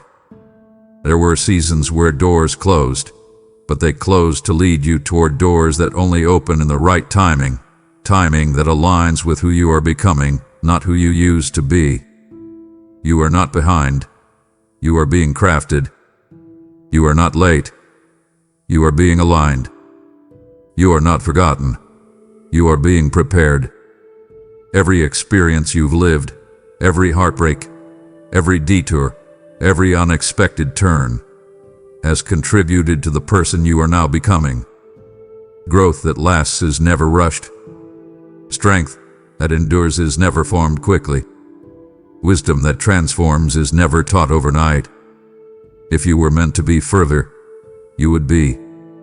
If you were meant to have something by now, you'd have it. If you were meant to walk through a different door, it would have opened. You are exactly where your soul needs to be for what comes next. Comparison is lying to you. Pressure is lying to you. Culture is lying to you. But this truth stands unmoved. You are not behind. You are being shaped by timing that is perfect for your story. And as you keep walking through this unfolding conversation, I will keep revealing just how aligned you already are with the future you fear you've missed. You haven't missed anything. You are right on time. Hear this with the intensity of truth breaking through years of quiet hurt. You have felt forgotten by people, left out of their plans, overlooked in their priorities, unnoticed when you needed to be seen, unheard when you needed to be understood. You've watched others form circles you were not invited in, to build bonds you were not included in, share moments that you were not even considered for. And every time it happened, something inside you whispered a painful conclusion. Maybe I don't matter as much as I thought. You began to shrink yourself emotionally, telling yourself that you didn't need anyone, that you were fine, that the distance didn't affect you. But the truth is, it did. It pierced deeper than you've ever admitted. You've carried the sting of abandonment like a quiet shadow, convincing yourself that being forgotten by people meant being forgettable. But listen now to this symbolic, divine tinny voice of love. You have never, not for a single breath, been forgotten by me. I have watched you question your value based on how others treated you, and I have seen how deeply it cut you when they didn't notice your efforts, your heart, your presence, your loyalty. I have watched you give more than you received, show up for those who never showed up for you, pour into relationships that only drained you, and love people who barely acknowledged the weight you carried for them. You interpreted their absence as a reflection of your worth, but their absence was a reflection of their limitations, not your identity. The human heart often forgets what it cannot understand. People sometimes overlook what is too deep, too real, too sincere for them to handle. Your value was never diminished by their inability to see it. And while people came and went, some gently, some painfully, I stayed. Not from a distance, not half-heartedly, not occasionally. I stayed with unwavering attention. I stayed when you cried alone in your car. I stayed when you felt invisible in a crowded room. I stayed when you tried to act like nothing bothered you. I stayed when you curled into yourself, wondering why everyone else seemed to have a place in someone's world except you. You were never forgotten. You were being held in spaces that human eyes cannot see. There were moments you felt an unexplainable calm, a strange reassurance, a sudden comfort that didn't come from a person. That was me reminding you of your worth. There were moments you gained strength out of nowhere. That was me reinforcing who you truly are. There were moments you felt a flicker of hope in the middle of loneliness. That was me whispering that you are never unseen. People may forget, but I cannot. You may feel overlooked, but I hold you in constant awareness. And as this conversation continues, you will begin to realize that the ones who forgot you were never meant to carry your worth in the first place. Let me speak directly into the quiet resignation that has been settling inside you. You have lowered your expectations for your own life, not because you wanted to, but because disappointment slowly taught you to shrink your hopes. You once dreamed boldly, prayed boldly, believed boldly. You imagined joy, success, fulfillment, purpose, love, and peace with a heart that trusted the future. But somewhere along the way, life bruised you. Plans fell apart. People changed you. Opportunities dissolved. You faced setbacks you didn't see coming. You felt the sting of failure, the ache of delay, the confusion of unanswered questions. And little by little, without even noticing, you stopped expecting good things. You started preparing for disappointment instead. You taught yourself not to hope too big so you wouldn't hurt too much. You stopped anticipating blessings because you feared the pain of unmet expectations. But hear me now, in this symbolic, godlike whisper of conviction. I have not lowered my plans for you. Not because you've been strong, not because you've been perfect, but because your destiny was never dependent on your emotional consistency. You may have lowered your gaze, but I haven't lowered my vision. You may have settled inwardly, but I haven't settled for less on your behalf. I see potential in you that you've forgotten. I see paths for you that you no longer imagine. I see doors for you that you assume are locked. I see growth in you that you thought was too late to cultivate. You think your dreams expired, but they didn't. You think your purpose faded, but it didn't. You think your future shrank, but it only paused, waiting for your heart to come back to life. You lowered your expectations because you were protecting yourself from more hurt. But I am inviting you to lift your expectations again, not because you must force positivity, but because I am breathing possibility back into your story. Let me say it plainly. You've accepted smaller versions of your life because you stopped believing you deserved more. What you do? You deserve more joy, more peace, more fulfillment, more purpose, more beauty, more connection, more life. You are not done. Your story is not capped. The best things have not passed you by. And though you may feel cautious, uncertain, or afraid to hope again, I am gently nudging you to raise your expectations, not based on what you've seen, but based on what is still possible. My plans never shrank. Only your expectations did. And now, slowly and steadily, I am lifting your vision back to where it belongs. Let me speak into the most private corner of your heart, the one you rarely let anyone see. You have cried in silence. Not loud, dramatic tears, but the kind that slip quietly down your face in the dark. The kind that fall while you're sitting alone, holding yourself together because you don't want anyone to worry.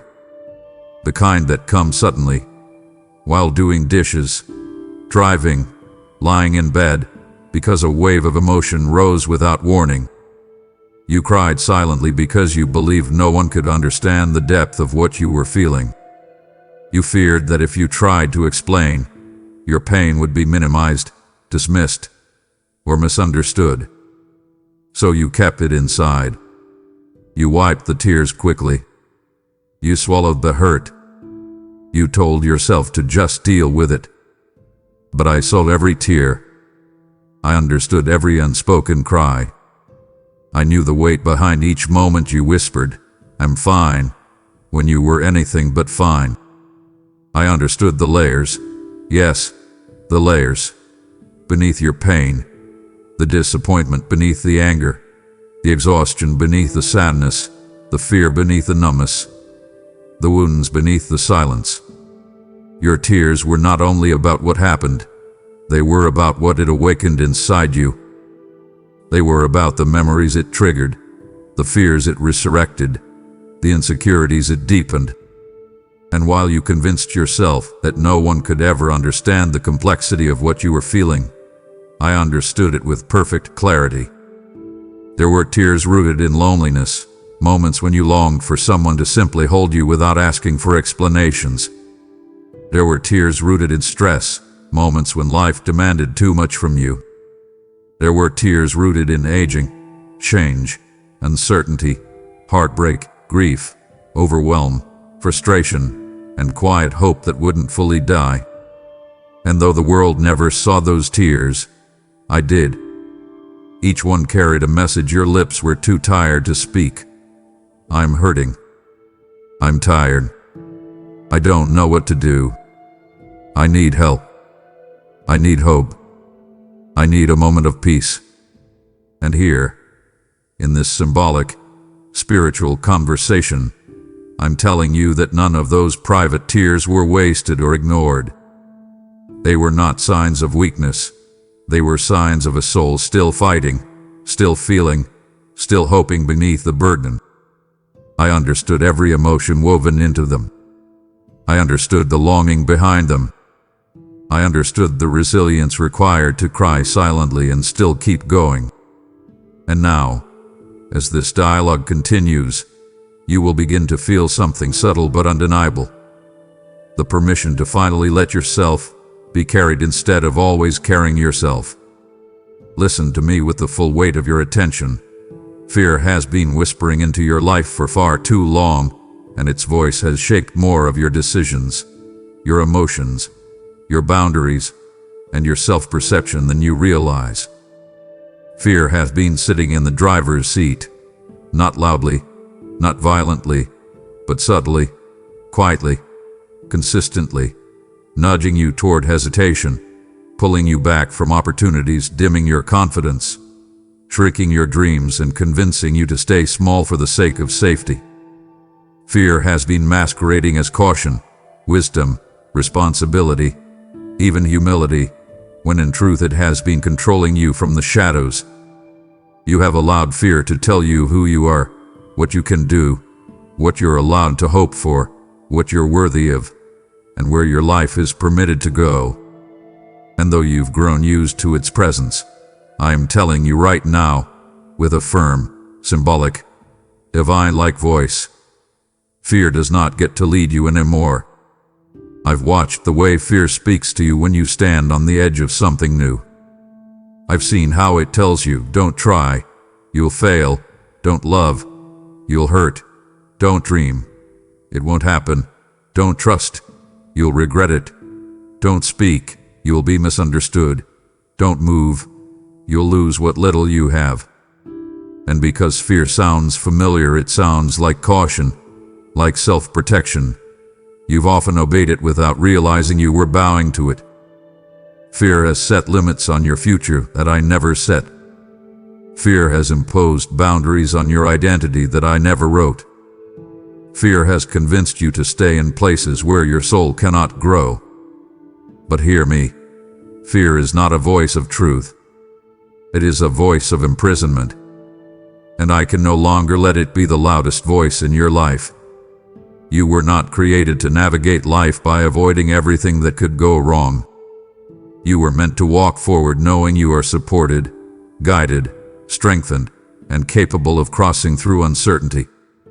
You have more courage in you than fear ever allowed you to see. You have more resilience than fear ever wanted you to discover. You have more potential than fear ever acknowledged. Fear's goal was to keep you from becoming who you truly are, because fear knew that once you step into courage, into clarity, into growth, into confidence, its influence over you would crumble. This symbolic voice, carrying the tone of divine reassurance, is here to declare the shift. Fear has whispered long enough. You don't need to wait until you feel brave to break free. Bravery comes after the first step, not before it. And now, your heart is awakening to a new truth. Fear may speak, but it will not decide. Fear may whisper, but it will not lead. Fear may tremble inside you, but it will no longer define your choices. You are stepping into a life where fear loses its authority and courage takes its rightful place. Let me speak directly into the part of your soul that has grown cautious, weary, and protective. You have been afraid to hope again. Not because you lack desire, but because hope has hurt you before. You hoped for things that didn't happen. You hoped for people who didn't stay. You've hoped for opportunities that fell through. You've hoped for seasons that never came. And each time hope disappointed you, something inside you tightened, closed, dimmed. You learned to expect less so that you wouldn't be crushed again.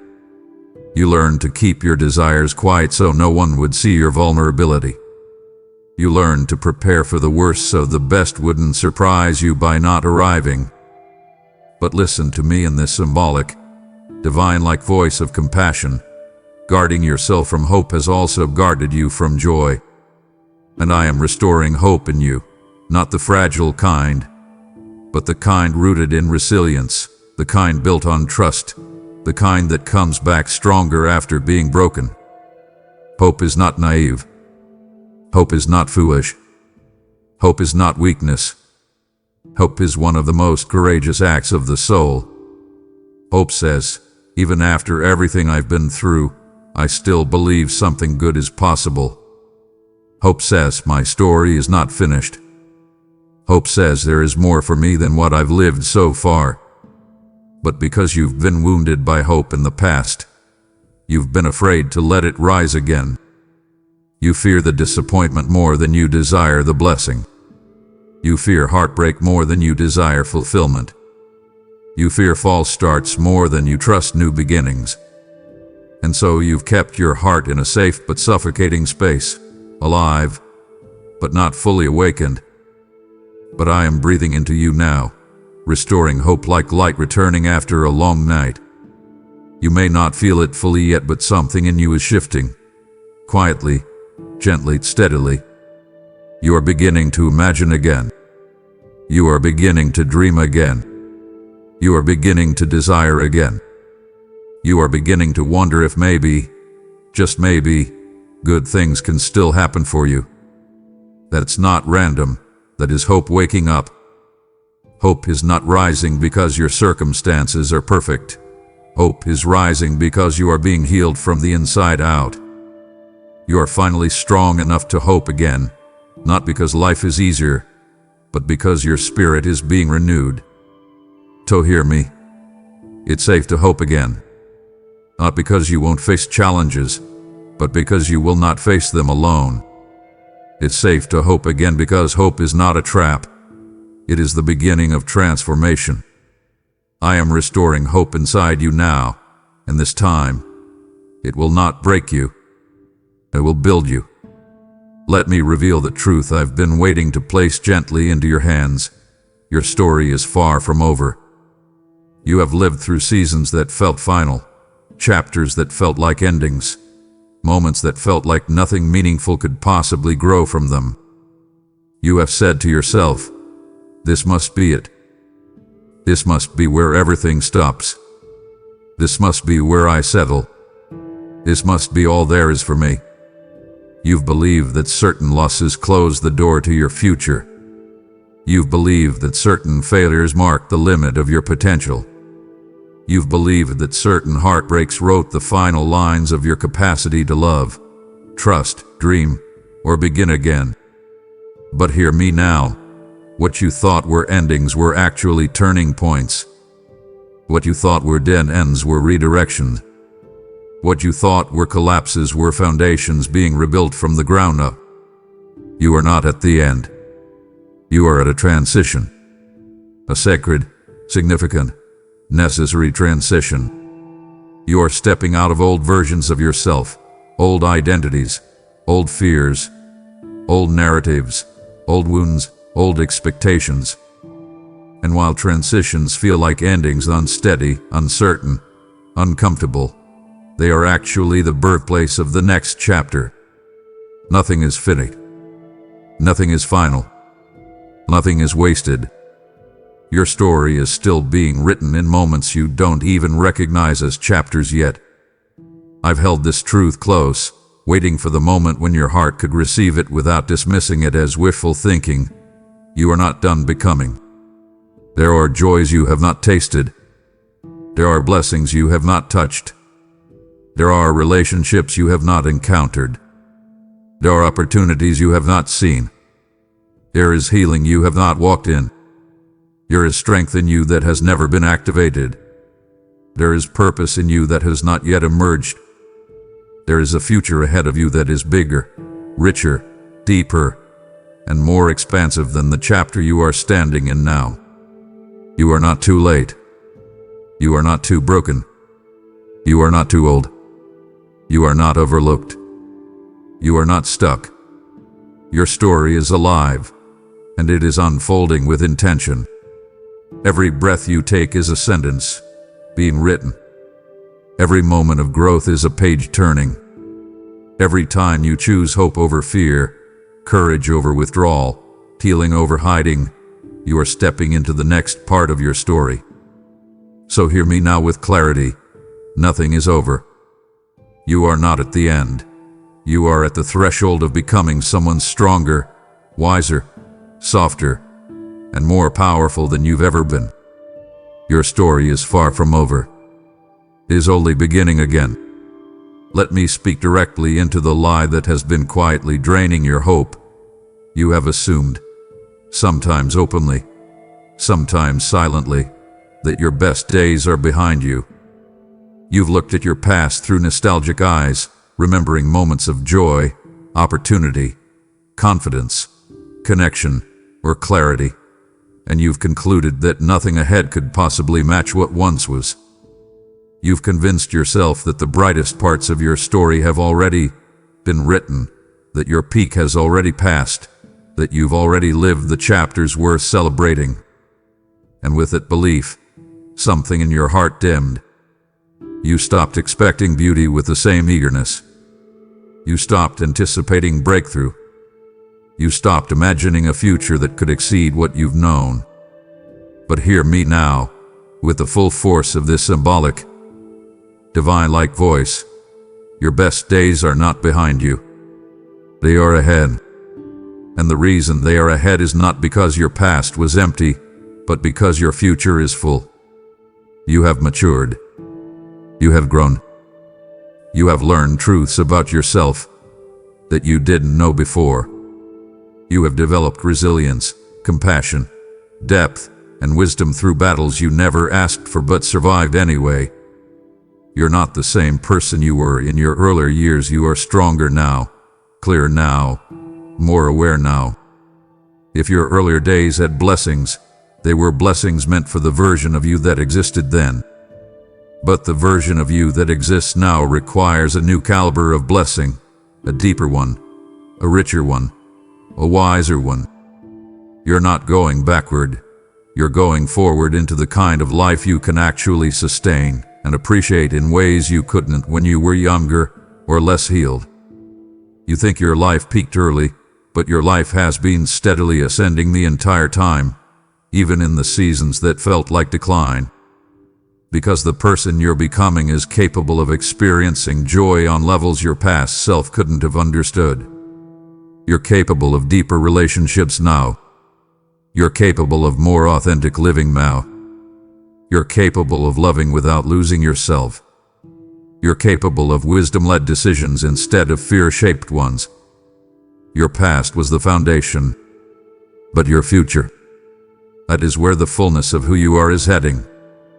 So hear me. The story is not fading, it's building. What lies ahead is not less, it's more. More aligned, more intentional, more fulfilling, more anchored in truth and love. You haven't missed your prime. You are entering your prime. And the days coming will hold a kind of beauty, joy, and purpose that you are finally prepared to receive. Your best days are opening in front of you, not behind you. Let me touch the part of you that you've kept guarded for years.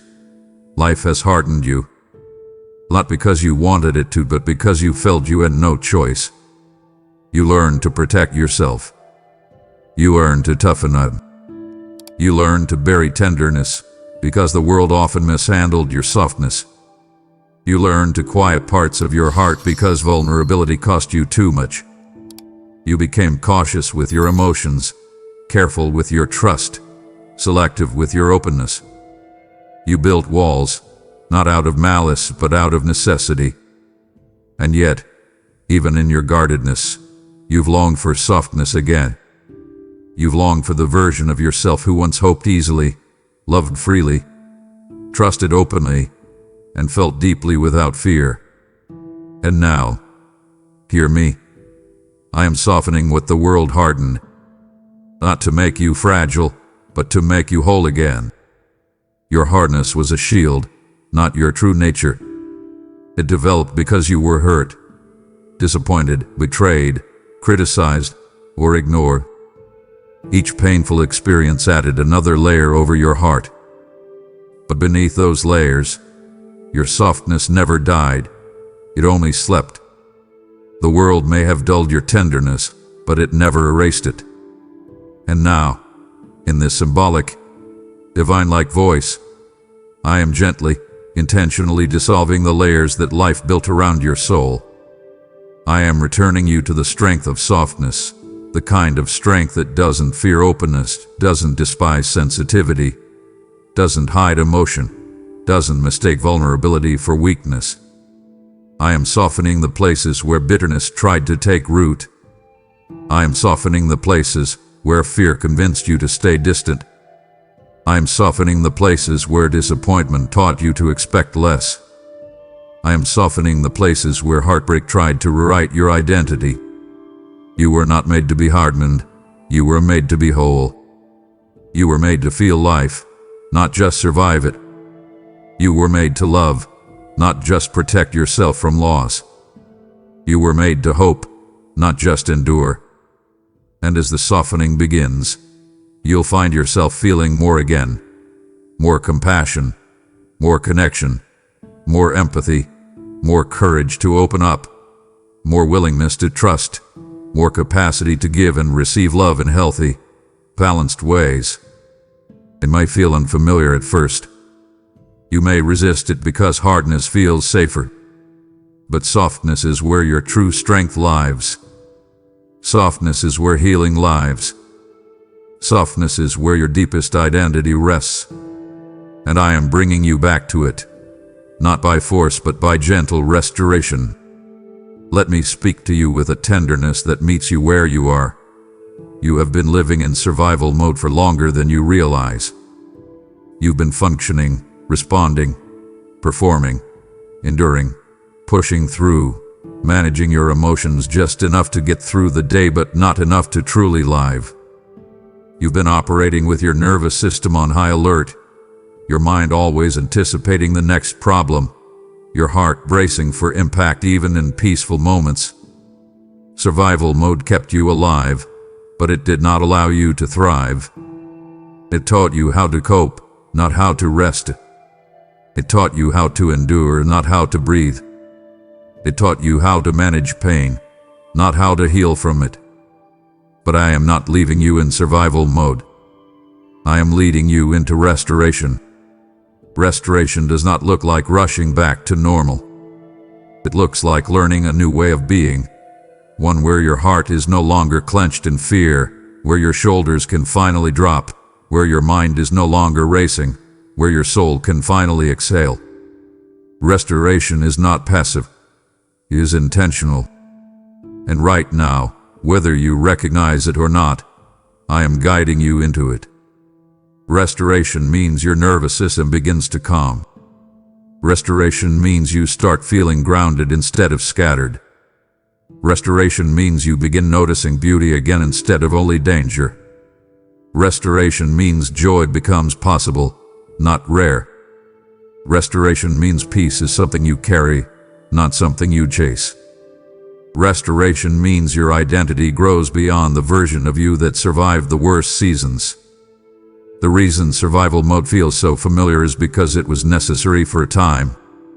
You needed it to get through what you had no support for. You needed it to endure things you didn't know how to release. You needed it because life placed you in situations that demanded more from you than anyone realized. But now that you are stepping into a different chapter, survival mode is no longer serving you. And I am guiding you into restoration slowly, gently, consistently. You will notice it in small shifts, the way your heart softens, the way your breath deepens, the way your thoughts quiet, the way your body unclenches, the way your hope returns, the way your spirit begins to expand again. These changes are evidence that you are being restored from the inside out. You are not meant to spend your whole life surviving. You are meant to live healed, whole, grounded, renewed. And restoration is already unfolding within you. Hear this with a fire that reaches the very core of who you are. You have been shrinking yourself for far too long. You have dimmed your light so others wouldn't feel insecure. You have softened your voice so others wouldn't feel intimidated. You have minimized your gifts so no one accused you of arrogance. You have quieted your dreams so no one labeled you unrealistic. You have made yourself small, not because you lacked worth, but because you feared that your full presence would unsettle the people around you. You learned to take up less space emotionally, mentally, spiritually, creatively, even physically. You learned to apologize for existing too boldly. You learned to hide your brilliance so you wouldn't disrupt the comfort of those who chose mediocrity. But hear me now in this symbolic, divine-like voice. I did not create you to live folded, compressed, reduced, or contained. I created you to stand tall. You shrinking yourself has never protected anyone. It has only starved your soul. You have reduced your potential to maintain the illusion of harmony. You have silenced your insight so others wouldn't feel challenged. You've held yourself back to avoid conflict, jealousy, or rejection. But all that shrinking has cost you pieces of yourself you were never meant to sacrifice. You were not created to be palatable. You were created to be powerful. You were not created to fit into the expectations of others. You were created to rise above them. Every time you made yourself smaller to make someone else more comfortable, you betrayed your own spirit. And I cannot let you keep doing that. Your gifts were meant to be seen. Your presence was meant to matter. Your strength was meant to be felt. Your voice was meant to carry. Your purpose was meant to leave an imprint. When you shrink, the world loses something irreplaceable. When you shrink, the people meant to be elevated by you never receive what you have to offer.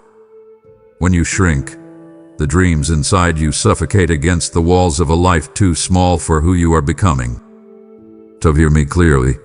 Shrink no more. Stand tall, not in pride, but in truth. Stand tall, not to overshadow, but to illuminate.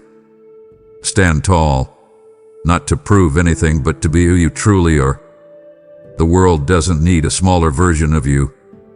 The world needs the full measure of the gift that is your existence.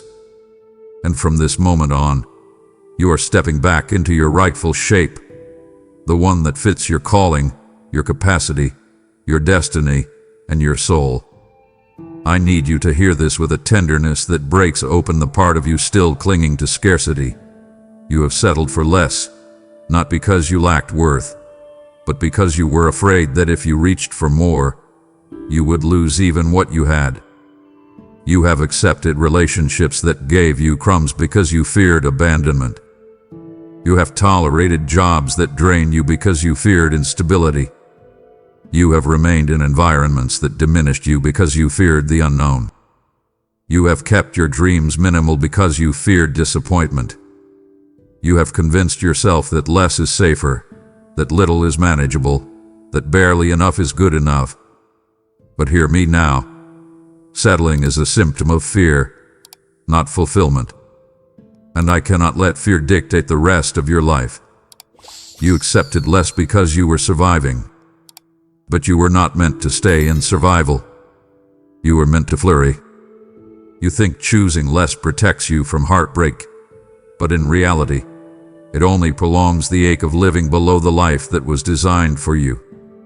You think settling keeps you safe, but it slowly corrodes your soul from the inside out, making you forget how much you're truly capable of experiencing. You think you're being realistic, but what you've called realistic is actually a life shaped by past wounds rather than future possibilities. You think you're protecting yourself, but you're actually limiting yourself. And so now, in this symbolic, divine-like voice, I am pulling you out of the mindset of scarcity and preparing you for more love, more fulfillment, more clarity, more alignment, more joy, more opportunity, more life. Not because you earned it, not because you performed for it, but because you're finally ready to receive it. You settling for less was never a sign that you lacked desire. It was a sign that you lacked safety. But now, safety is coming from a deeper place. Your stability will no longer come from clinging tightly to what isn't growing. Your future will no longer be built on compromise. You are entering a chapter where just enough will feel foreign, and more than enough will feel natural. And hear me, I am not asking you to leap blindly. I am asking you to loosen your grip on what is too small for your destiny. What you fear losing is nothing compared to what you're being prepared to gain. More is coming, not by chance but by intention. Let me speak into the honesty you've been avoiding. You have tolerated things that drain you because you didn't believe you had the right or the strength to let them go. You stayed in relationships where you felt unseen, undervalued, or misunderstood because walking away felt too painful or too complicated. You've remained in environments that suppressed your growth because change felt overwhelming. You've held on to habits, mental, emotional, physical, that kept you stuck because they were familiar, predictable, easy to return to. But I am calling you into freedom. And freedom always begins with truth. You have tolerated emotional exhaustion because you didn't want to be the difficult one. You have tolerated disrespect because you didn't want to lose connection. You have tolerated a balance because you didn't want to disappoint anyone. You have tolerated being drained because you didn't feel entitled to peace. But you were never meant to live in a state of depletion. You were never meant to survive off of scraps of joy. You were never meant to drown beneath the needs of others while your own soul suffocated unnoticed. This symbolic, divine-like voice is telling you now, release whatever drains the life out of you. Release the relationships that make you dim your light. Release the environments that suffocate your growth. Release the habits that keep you cycling through the same pain. Release the idea that you must endure misery to prove loyalty. Release the belief that you must harm yourself emotionally to keep others comfortable. Freedom is not found in holding on. It is found in letting go of what was never meant to stay. And yes, letting go will require courage. It will require honesty. It will require discerning which parts of your life are aligned with your becoming and which are anchored to your past. But letting go is not loss when you are stepping into your true life. Letting go is the doorway to liberation. You are no longer the person who tolerates pain as a lifestyle. You are becoming the person who chooses alignment over attachment, truth over comfort, peace over chaos, purpose over pressure. And as you begin releasing what drains you, you will make space, beautiful, sacred space, for what nourishes you to finally arrive. Hear me with a force that shakes loose every lie you've believed about yourself. You are far more capable than you think you are. You've looked at your life through the lens of your insecurities, not your potential. You've weighed your abilities by past failures instead of present possibility.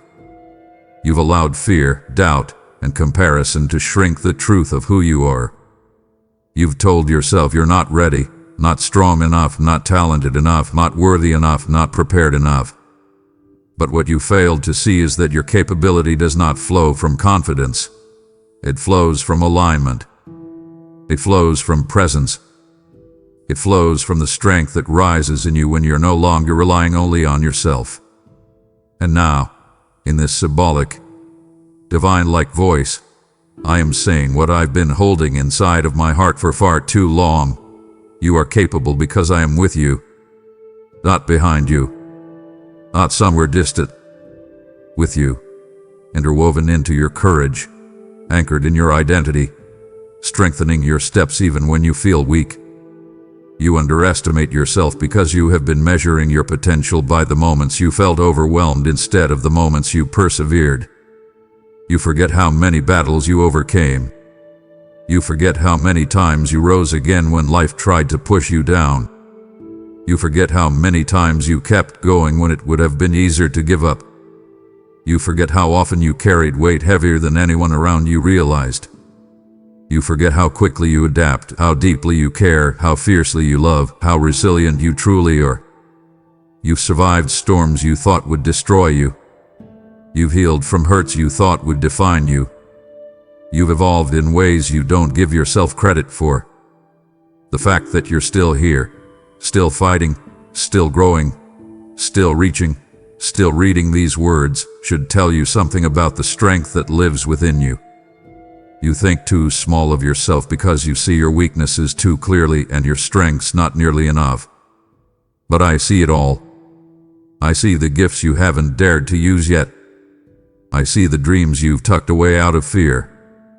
I see the wisdom etched into your soul by every hard-earned lesson. I see the calling woven into your identity long before life tried to convince you otherwise. You are more capable than you realize, not because you never struggle, but because you keep moving through the struggle. And when you run out of your own strength, mine rises in the gaps. So hear me now. Stop calling yourself inadequate. Stop shrinking your abilities. Stop believing the narrative that you're unqualified for the very life you were built for. You are capable, deeply, powerfully, fiercely capable, not because life has been easy, but because you have learned how to rise in the fire, and you will rise again. Let me speak directly into the harsh inner critic that has been shaping your identity. You measure yourself by failures, by the mistakes you made when you didn't know better, by the doors that closed, by the risks that didn't work out, by the moments you fell short, by the relationships that didn't survive, by the opportunities you missed, by the seasons where you felt stuck or confused or unproductive. You carry your failures like labels, letting them define what you believe you're capable of, and you replay them as proof that you're not enough. But hear me in this symbolic, divine-like voice. I do not measure you by your failures.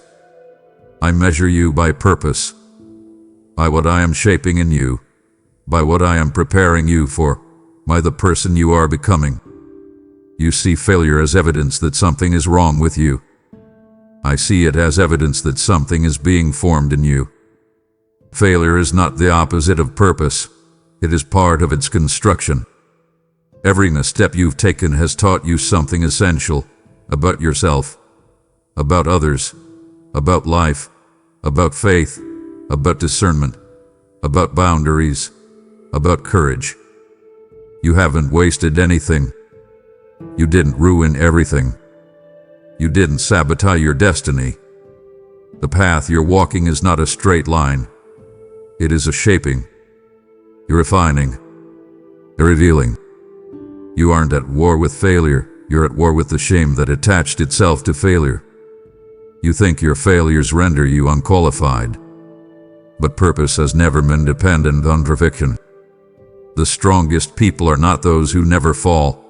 They are those who rise differently each time they do. Your failures have softened you in the places where arrogance once lived. They've clarified your values. They've redirected your path.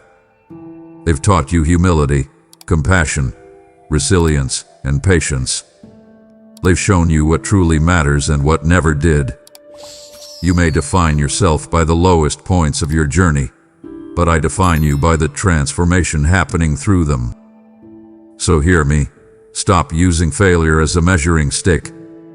It was never meant to be one. What looks like a setback to you often looks like alignment from my perspective. What looks like loss is sometimes protection. What looks like delay is often preparation. What looks like failure may be the very thing that positions you for what's coming. You don't see the full picture yet, but I do. And that's why I measure you not by your missteps, but by the purpose that is unfolding through them. Let me pull you back into the truth you keep losing sight of. You have forgotten your own strength. You've been walking through life feeling worn down, discouraged, overwhelmed, depleted, convinced that you are barely keeping yourself together. You've been looking at your current exhaustion and treating it like evidence that you're weak, that you've lost your resilience, that you're not who you once were. But listen to me, your exhaustion is not proof of weakness. It is proof of endurance. You forgot your strength because you've been using it nonstop. You forgot your strength because you've been surviving battles that others don't even know exist. You forgot your strength because you've been carrying responsibilities that would break many people. You forgot your strength because you've been so busy holding everything together that you never paused long enough to see what you've been holding. You think strength is loud, forceful, unshaken, but the truest strength is quiet. It's the strength that wakes up even after sleepless nights. It's the strength that shows up even when your heart is heavy. It's the strength that chooses compassion over bitterness. It's the strength that forgives when it's easier to shut down. It's the strength that hopes again when hope has disappointed you before. It's the strength that keeps moving when you'd rather break down. You underestimate yourself because your strength hasn't always felt powerful. But strength isn't a feeling, it's a truth woven into your identity. A truth that remains even when your emotions fluctuate. And so now, in this symbolic, divine-like voice, I am reminding you not just of your strength, but of mine within you. When your strength runs dry, mine rises. When your courage fades, mine steadies you. When your mind spirals, mine anchors you. When your heart trembles, mine surrounds you. You were never meant to live relying only on your own strength, because your strength alone is not the source. It is an extension of something greater within you. You have forgotten how powerful you truly are, not because life broke you, but because life required your strength for too long without rest. But your strength is returning. Your courage is returning. Your clarity is returning. And as it rises, you'll realize that the power within you was never lost. It was simply waiting for you to remember it again. Hear me with the piercing clarity that cuts through every lie that has ever been spoken over you. You have allowed the way people treated you to define your worth, and it has damaged you more deeply than you admitted. You measured your value according to who stayed, who left, who loved you well, who failed you, who respected you, who dismissed you, who supported your heart, and who broke it. You've allowed the inconsistency of human affection to dictate the consistency of your identity. You've believed heart words that were never true. You've carried rejection that was never yours to carry. You've interpreted neglect as a reflection of your value, and it has made you shrink, doubt yourself, question your worth, and assume that something must be wrong with you. But now, through this symbolic, divine-like voice, I am telling you with unwavering certainty, your worth does not flow from people, it flows from me. You think you are less because someone failed to value you. You think you are flawed because someone couldn't love you properly. You think you are unworthy because someone walked away. But their inability to see your beauty does not erase it. Their blindness does not diminish your light. Their limitations do not reduce your identity. People love imperfectly. They see through lenses clouded by insecurity, fear, trauma, distraction, immaturity, and misunderstanding. Their treatment of you is a reflection of them, not you. Yet you have carried their behavior as if it were truth. You've accepted their silence as a verdict. You've accepted their disregard as a definition. You've accepted their inconsistency as an indictment against your character. But hear me, not one of those things has ever held authority over your worth. Your worth was established before anyone ever met you. Your worth is unchangeable, unchangeable, and untouchable. It is not enhanced by praise or reduced by rejection. It is not elevated by admiration or weakened by criticism. It is not shaped by who chooses you or who overlooks you. Your worth flows from the core of who you are, your heart, your character, your resilience, your compassion, your complexity, your spirit, your depth. No human has the power to define what they did not create. So hear me again. Your worth is secure. Your worth is whole. Your worth is constant. And I am restoring the parts of you that were wounded by people who treated you less than you deserved. I am reminding you of the truth you forgot. You are valuable not because of how others treat you, but because of who you are. And who you are is someone worth far more than the world has ever recognized. Let me speak directly into the quiet places inside you, the places you stopped hearing, the places you stopped trusting, the places you buried because life taught you that being fully yourself was unsafe. Past wounds have silenced parts of your soul. The part of you that once dreamed with boldness. The part of you that once spoke freely without second-guessing every word. The part of you that once loved openly without fearing betrayal. The part of you that once trusted without flinching. The part of you that once expressed creativity, passion, joy, and vulnerability without shame. You silenced these parts not because they were wrong, but because someone mishandled them. Someone dismissed your passion, and you dimmed your fire. Someone rejected your vulnerability, and you built walls around it. Someone criticized your expression, and you muted your voice. Someone took your softness for weakness, and you hardened yourself to survive. And now, you walk through life present but partially muted, alive but not fully awakened. But hear me.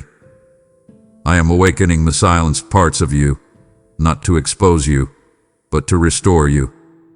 I am awakening your creativity, the imagination that once overflowed with ideas you now think are too unrealistic. I am awakening your voice, the one that used to speak with sincerity before you learned to censor yourself. I am awakening your passion, the desire in you that once burned brightly before life told you to be reasonable. I am awakening your softness, the tenderness you locked away because the world mistook it for fragility. I am awakening your courage, the strength that once rose naturally in you before fear convinced you to settle for caution. These parts of you never died.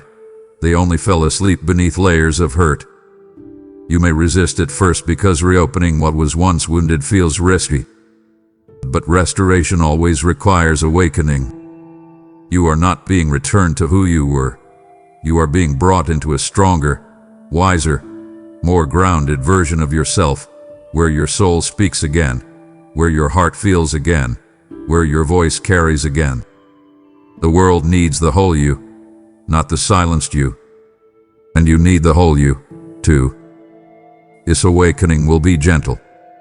It will come in waves, moments of inspiration you didn't expect, desires you thought you outgrew, stirrings of courage that feel new but strangely familiar. These are not random feelings. They are resurrection. They are the parts of you that once went quiet finally rising again. Let me speak truth into the deepest ache you carry. Healing is not impossible for you. No matter how long you've been hurting, no matter how deeply you've been wounded, no matter how stuck you felt, no matter how many times you've tried to heal and ended up right back where you started. You've begun to believe that maybe this is just who you are now. Broken, burdened, scarred, emotionally tired, spiritually numb, mentally worn. You thought to yourself, maybe this wound will never close, or maybe I'll always feel this weight, or maybe I'm too far gone. But those thoughts are lies born from exhaustion, not truth born from possibility. And now, in this symbolic, divine-like voice, I am declaring what you have struggled to accept. I am healing you, even now, in ways you cannot yet see. Healing does not always happen in sudden, dramatic moments. Sometimes it unfolds quietly, slowly, like dawn spreading across the horizon. Sometimes healing looks like small shifts, a softer heart, a calmer mind, a clear boundary, a lighter spirit, a burst of hope you can't explain. Sometimes healing begins before you even recognize it, because the first stage of healing is simply this: your heart becoming willing to believe that healing is possible. And whether you realize it or not, that willingness has already begun to awaken in you. You are healing in the way you no longer tolerate what once broke you. You are healing in the way you desire peace more than chaos. You are healing in the way you're learning to rest instead of push. You are healing in the way you're valuing yourself again, even if quietly. You are healing in the way your spirit is being drawn toward wholeness. Your healing is not limited by your past, your mistakes, your trauma, or your timeline. Healing is not a reward. It is a birthright. And you are stepping into it. Healing will not erase your story. It will redeem it. Healing will not remove your scars. It will remind you that you survived. Healing will not make life perfect. It will make your heart whole. And you are already moving toward it. Every breath, every moment of surrender, every shift in perspective, every step forward, every letting go, every opening of your heart is proof that healing is happening. So hear me. You are not too broken to be healed. You are in the process of resurrection. And the healing you once doubted is unfolding in you even now. Listen closely, because this truth is going to unravel years of misunderstanding. You've been asking me for strength, pleading for it, begging for it, searching for it as though it were something outside of you, something you needed to receive, something you lacked. You said, if only I were stronger, I could handle this, or if you would give me strength, I wouldn't feel so overwhelmed. And you've imagined strength as some sudden surge of power falling onto you from above. But hear me in this symbolic, divine-like voice that sees every part of your journey. Strength is not something you suddenly receive. It is something I have been quietly building inside you through every hard season you've survived. Strength is not an event. Strength is a construction. And you have been under construction for longer than you realized. You asked for strength, but strength showed up as the nights you cried yet still woke up the next morning. You asked for strength, but strength showed up as the courage to keep going when everything in you felt exhausted. You asked for strength, but strength showed up as the boundary you finally set after years of being afraid to disappoint others. You asked for strength, but strength showed up in every moment you did quit, even when quitting felt easier. You asked for strength, but strength showed up in the tears, the prayers, the frustration, the silence, the pushing forward, the healing, the breaking open, the rebuilding of your soul. You thought strength was the absence of struggle, but strength is the endurance that grows inside struggle. You thought strength was feeling confident, but strength is choosing to move even when you feel unsure. You thought strength was emotional invincibility, but strength is vulnerability that refuses to shut down. You thought strength was perfection, but strength is resilience. And you are far more resilient than you give yourself credit for. I have been building a strength in you that does not shatter under pressure, a strength anchored in truth rather than fear, a strength that knows how to rise again and again. You think you're weak because you feel tired, but tiredness is not weakness. It's the evidence that you've been strong for too long without resting. You think you're weak because you feel emotional, but emotion is not weakness. It's sensitivity waking up as part of your healing. You think you're weak because you still feel things deeply, but depth is not weakness. It's capacity. It's humanity. So hear me. You are stronger than you have ever been. You are standing on foundations that were built through fire. You asked for strength, and I answered not with ease but with endurance. Not with instant relief but with lasting resilience. And that resilience is now part of who you are. Strength is no longer something you're waiting for. It's something you're becoming. Let me speak directly into your confusion. The confusion that has made you question everything lately. You think you're lost. You think you've wandered too far from where you're supposed to be. You think the path you're on is a mistake, an accident, a deed gone wrong. You replay decisions and wonder where you veered off course. You look at closed doors and assume you misread the signals. You look at delays and assume you failed. You look at change and assume you missed something. But hear me. You are not lost. You are being redirected. And redirection does not feel smooth.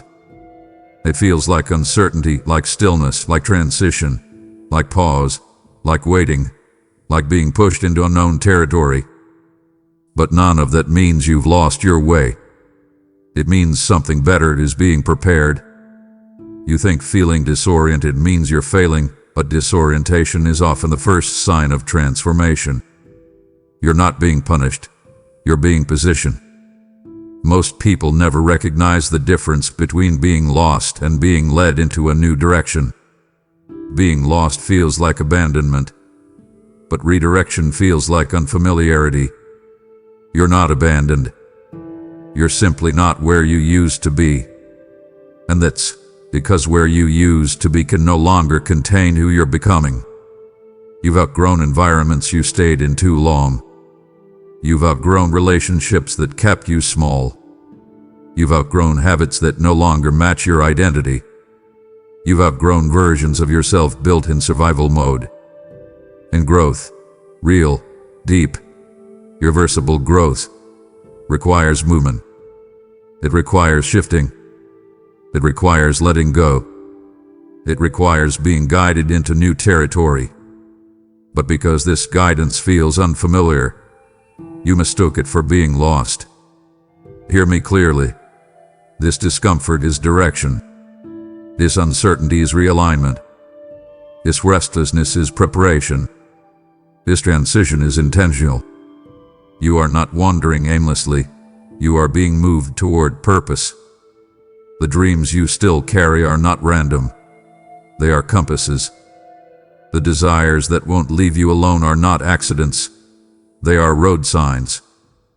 The instincts that pull you forward are not distractions. They are invitations. The closed doors you keep mourning are not rejections. They are protections. I know you want clarity. I know you want certainty. I know you want to see the entire map. But you are being guided step by step, not because you're unworthy of the full picture, but because you are being shaped through the process of walking it out. You think you're lost, but if you could see what I see in this symbolic voice, you would realize you're exactly where you need to be for the next part of your destiny to unfold. Redirection is not failure. Redirection is the plan. Let me step into the quietest part of your heart, the part that feels isolated, invisible and unprotected, you have been fighting battles in silence. Deep battles, hidden battles, battles no one knows about because you didn't want to burden anyone, or you didn't trust anyone enough to share, or you believed you had to be strong, or you thought no one would understand. You've carried emotional weight behind a calm face. You've held back tears to keep others comfortable. You swallowed pain so no one would worry. You've navigated storms alone because you thought you had no choice. But hear me in this symbolic, divine-like voice. You have never fought a single battle alone. Even when you felt alone. Even when you believed no one cared. Even when you assumed you were abandoned. You were never alone, not for one heartbeat. You didn't see me, but you felt me in the moments you miraculously held yourself together. You felt me when you suddenly found strength to do what you thought you couldn't. You felt me when the panic eased for a moment. You felt me when clarity appeared out of nowhere. You felt me when your heart softened instead of hardening. You felt me when peace touched you for no logical reason. That was my presence. Quiet, steady, constant, fighting beneath your surface, strengthening your spirit when your body felt weak, holding your heart when your emotions felt heavy, guiding your thoughts when your mind was spiraling. I saw the battles you never spoke of. I saw the fears behind your smile. I saw the pressure you hid behind your resilience. I saw the questions you asked in the dark. I saw the pain you used humor to cover. I saw the moments you nearly broke, but didn't. And every time, I fought with you. Not around you. Not above you. With you. You have been stronger than you know, not because you force yourself to be, but because you were never fighting with your own strength alone. You think the victory is small because no one else saw the war, but I saw it, and I honored every moment you pushed through it. So hear me. You are not fighting alone now. You were not fighting alone then, and you will not fight alone in the future. I am with you, in the silence, in the confusion, in the pressure, in the fear, in the struggle, in the moments you can't speak. You are surrounded. You are supported. You are carried. And you will never, ever fight without me. Listen to me now with the fullness of your weary heart, because this truth is going to reach into the tightest places within you. You have been holding your breath emotionally, not literally but spiritually, mentally, in the deepest chambers of your being. You have been living clenched, your mind tense, your chest heavy, your spirit on edge, as if releasing even a fraction of what you carry would cause everything around you to fall apart. You've convinced yourself that you must hold it together at all times, that you must stay alert, stay strong, stay composed, stay cautious. And yet, underneath all of that, your soul has been begging for one long, honest exhale. You've been afraid to exhale because you fear that if you let down your guard, if you stop bracing for impact, if you stop anticipating worst-case scenarios, the life you've held together so tightly will crumble. But hear me, in this creative, divine-like voice that knows you better than you know yourself. You were not meant to live your entire life bracing for catastrophe. You were not meant to function in a constant state of emotional tension. You were not meant to carry crisis-level awareness into seasons that are meant for peace. You hold your breath because the past taught you to expect pain. You hold your breath because things have fallen apart before. You hold your breath because there were times when the moment you relaxed, the moment you believed things were okay, something unexpected happened.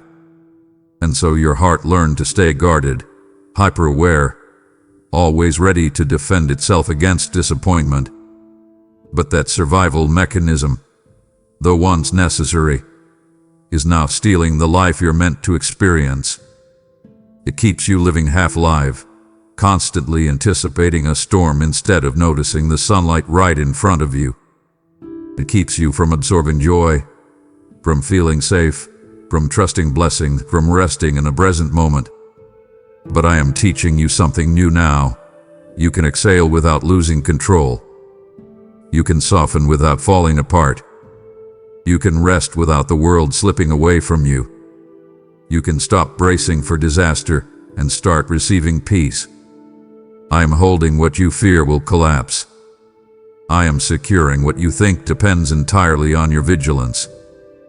I am protecting what you've been guarding with exhausted hands. You don't have to contract your soul anymore. You don't have to remain emotionally clenched. You can breathe again. Truly breathe. Deeply. Fully. Safely. And as you let yourself exhale piece by piece, something sacred will awaken within you. Ease. Ease you haven't felt in years. Ease that is not careless but grounded. Ease that comes from knowing you're not holding your life alone. This is the moment where your breath returns, where your heart loosens its grip, where your spirit finally sits down inside your body and says, "I am safe." Let me speak a truth that will reframe your entire story. You have believed that your pain disqualified you. You've looked at your wounds, your scars, your regrets, your failures, your heartbreaks, your dark nights of the soul, and you concluded that these things made you less worthy, less capable, less chosen, less valuable. You said to yourself, "Someone with my past cannot rise," or "Someone with my baggage cannot lead," or "Someone who has been through what I've been through cannot be used for anything meaningful." You've believed the lie that brokenness cancels purpose. You've believed that your pain makes you too flawed to step into the life you dream of. But hear me in this symbolic, divine-like voice that sees every corner of your heart. Your pain does not disqualify you. It prepares you. Your pain gave you empathy that cannot be taught. Your pain gave you resilience that cannot be faked. Your pain gave you wisdom that cannot be learned from comfort. Your pain gave you depth that cannot be developed through easy seasons. Your pain forged strength inside you that others only pretend to have. You survived things that should have broken you. You endured moments that left permanent marks on your soul. Yet those marks did not become your prison. They became your insight. They became your authority. They became your compassion. They became the reason you understand others so deeply. They became the reason you can guide, console, uplift, strengthen, and comfort those who are walking roads you've already traveled. Your pain shaped you into someone whose life is not shallow, whose heart is not hardened, whose spirit is not hollow. You think pain ruined you, but pain refined you. You think pain weakened you, but pain awakened you. You think pain disqualified you, but pain equipped you. There is a version of you emerging now, stronger, wiser, more grounded, more compassionate, more powerful than ever before. And that version of you is not rising despite your pain, but because of it. You are not stepping into purpose as someone unscarred and untouched. You are stepping into purpose as someone who carries truth in your bones.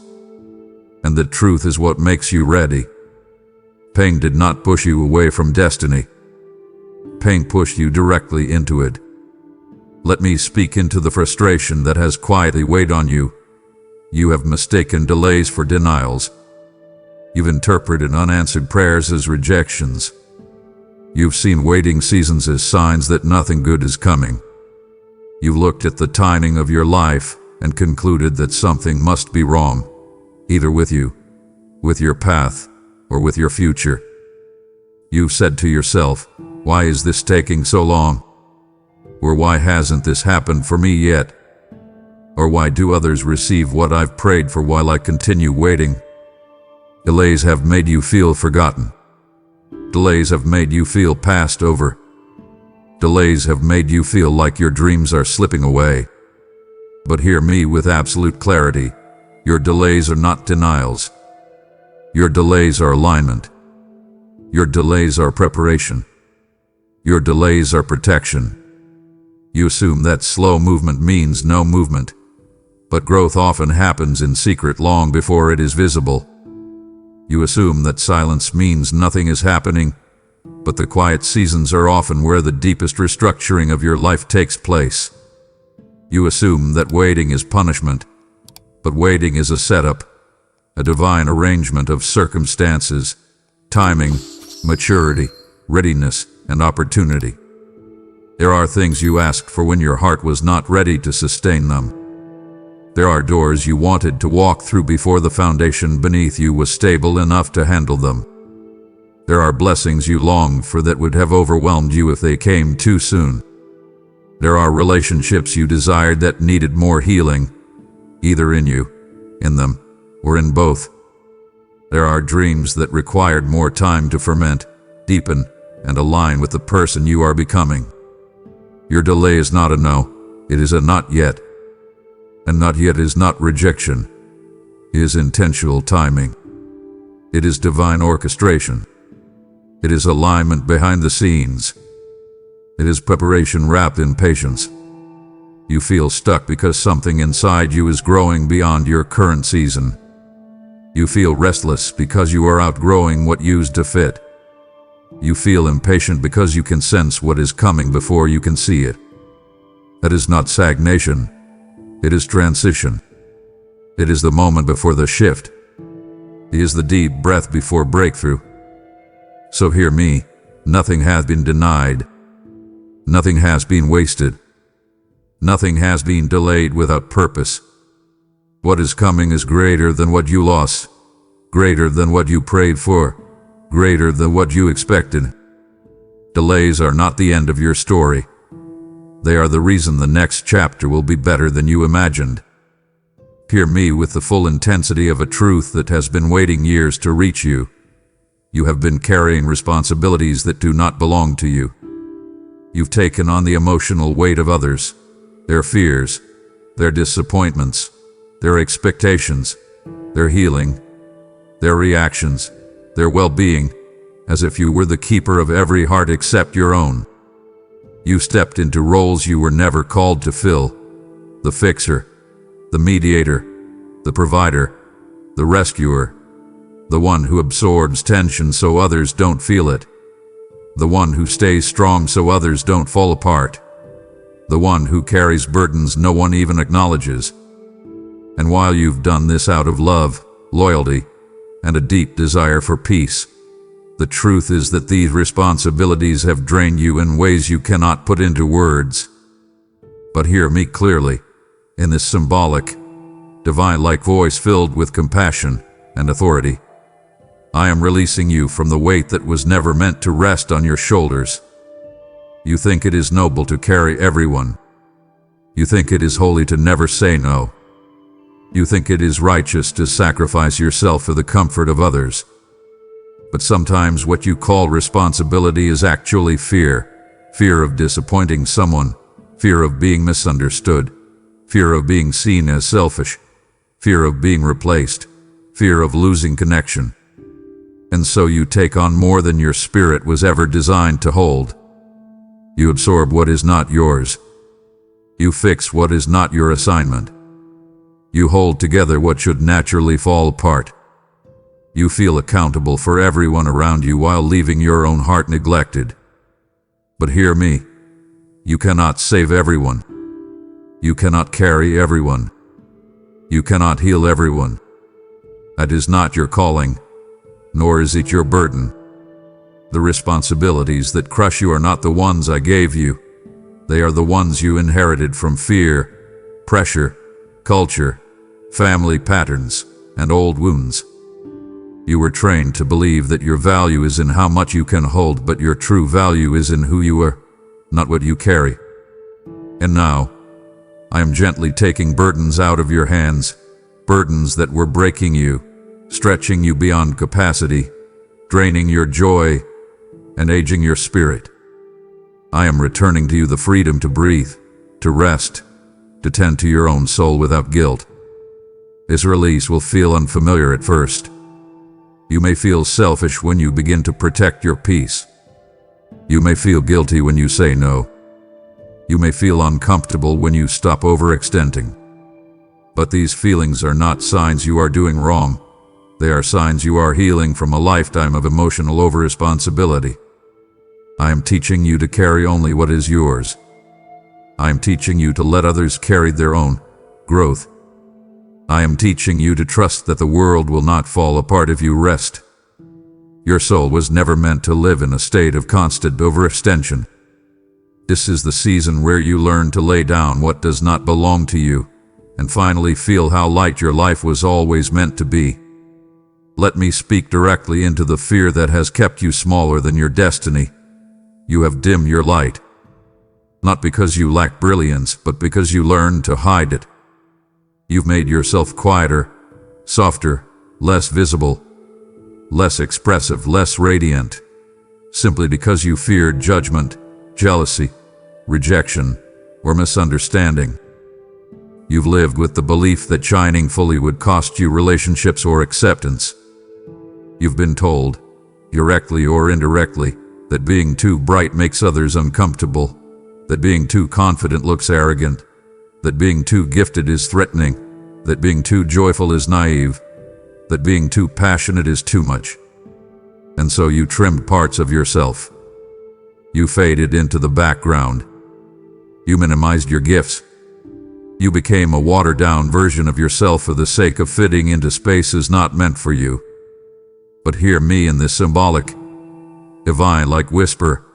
I am calling you to shine without apology. Your light was not meant to be hidden. Your light was meant to guide, to inspire, to awaken, to illuminate. Your light carries purpose. Your gifts carry impact. Your presence carries transformation. When you dim yourself, you are not protecting others. You are depriving the world of what I placed inside you.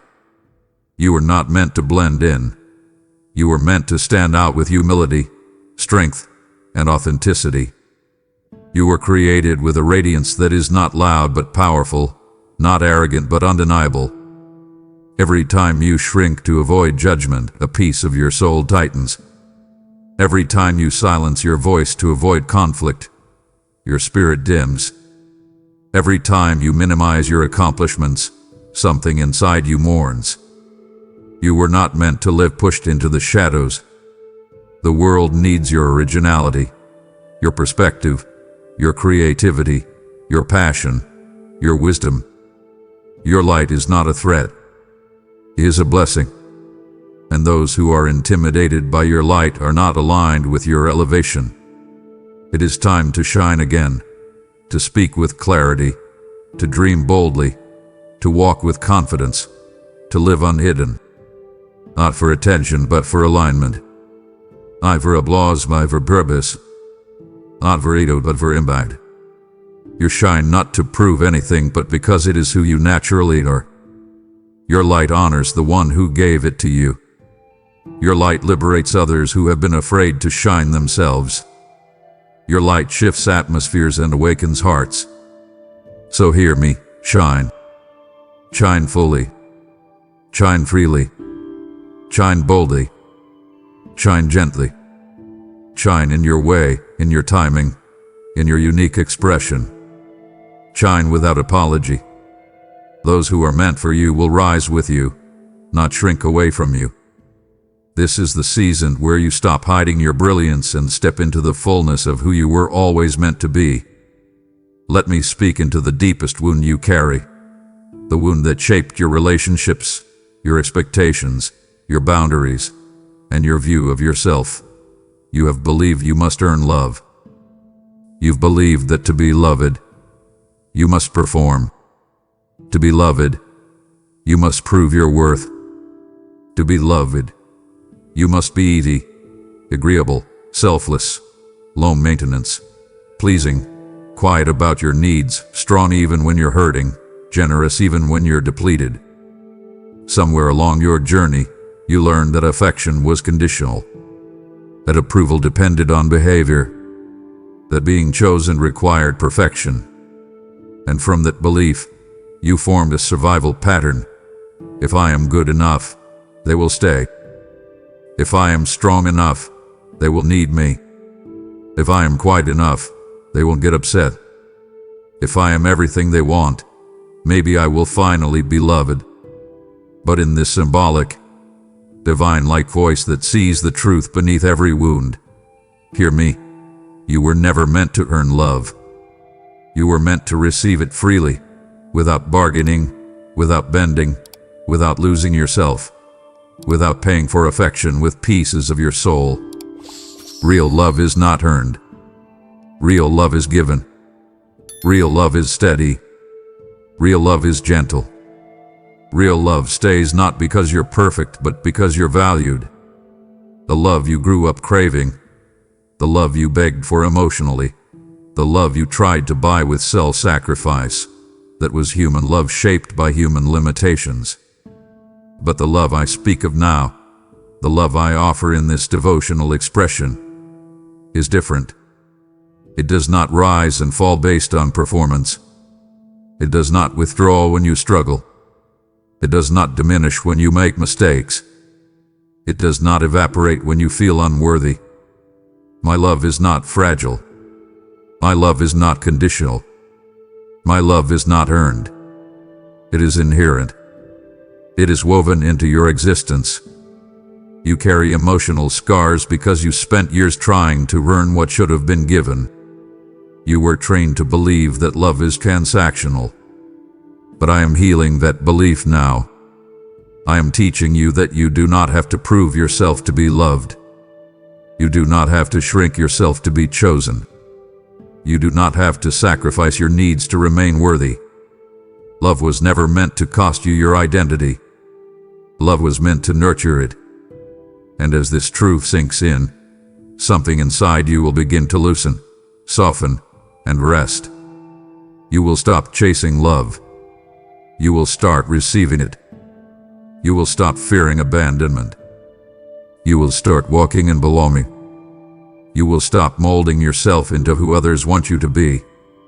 You will start becoming who you truly are. And love, real love, will find you there. Listen to me with the full weight of the exhaustion you've been hiding. You have been running on empty for far too long. You've been pouring into everyone else, emotionally, mentally, spiritually, physically, while quietly ignoring the fact that your own well has been drying up. You've encouraged others even when you had no encouragement left for yourself. You've supported people while feeling unsupported. You've comforted others in their pain while carrying your own wounds in silence. You've given pieces of yourself to keep others afloat, but no one sees the heaviness that rests in your chest when you finally sit alone. You've become the strong one, the dependable one, the steady one, the helper, the healer, the problem solver. But beneath that, you have been tired in ways that sleep does not fix. You've been weary in ways you don't talk about. And now, in this symbolic, divine-like voice, I am telling you with tenderness and authority, stop trying to pour from what you no longer have. Your soul needs replenishment. Your heart needs rest. Your spirit needs restoration. You've mistaken overextension for loyalty. You've mistaken burnout for responsibility. You've mistaken depletion for love. You've convinced yourself that taking care of yourself is selfish, that resting is weakness, that slowing down means you're failing those who rely on you. But hear me clearly, your value does not come from how much you do. Your worth is not determined by how much you sacrifice. Your identity is not measured by how many burdens you carry. You cannot rescue the world while abandoning yourself. You cannot be a constant source of strength if you refuse to refill your own tank. Even the most generous hearts require nourishment. Even the strongest souls need moments of stillness. Even the most resilient warriors need time to heal. Your exhaustion is not a flaw, it is a signal. A signal that you have been giving from a place meant to be replenished before it is emptied. A signal that you've ignored your own needs for the sake of pleasing others.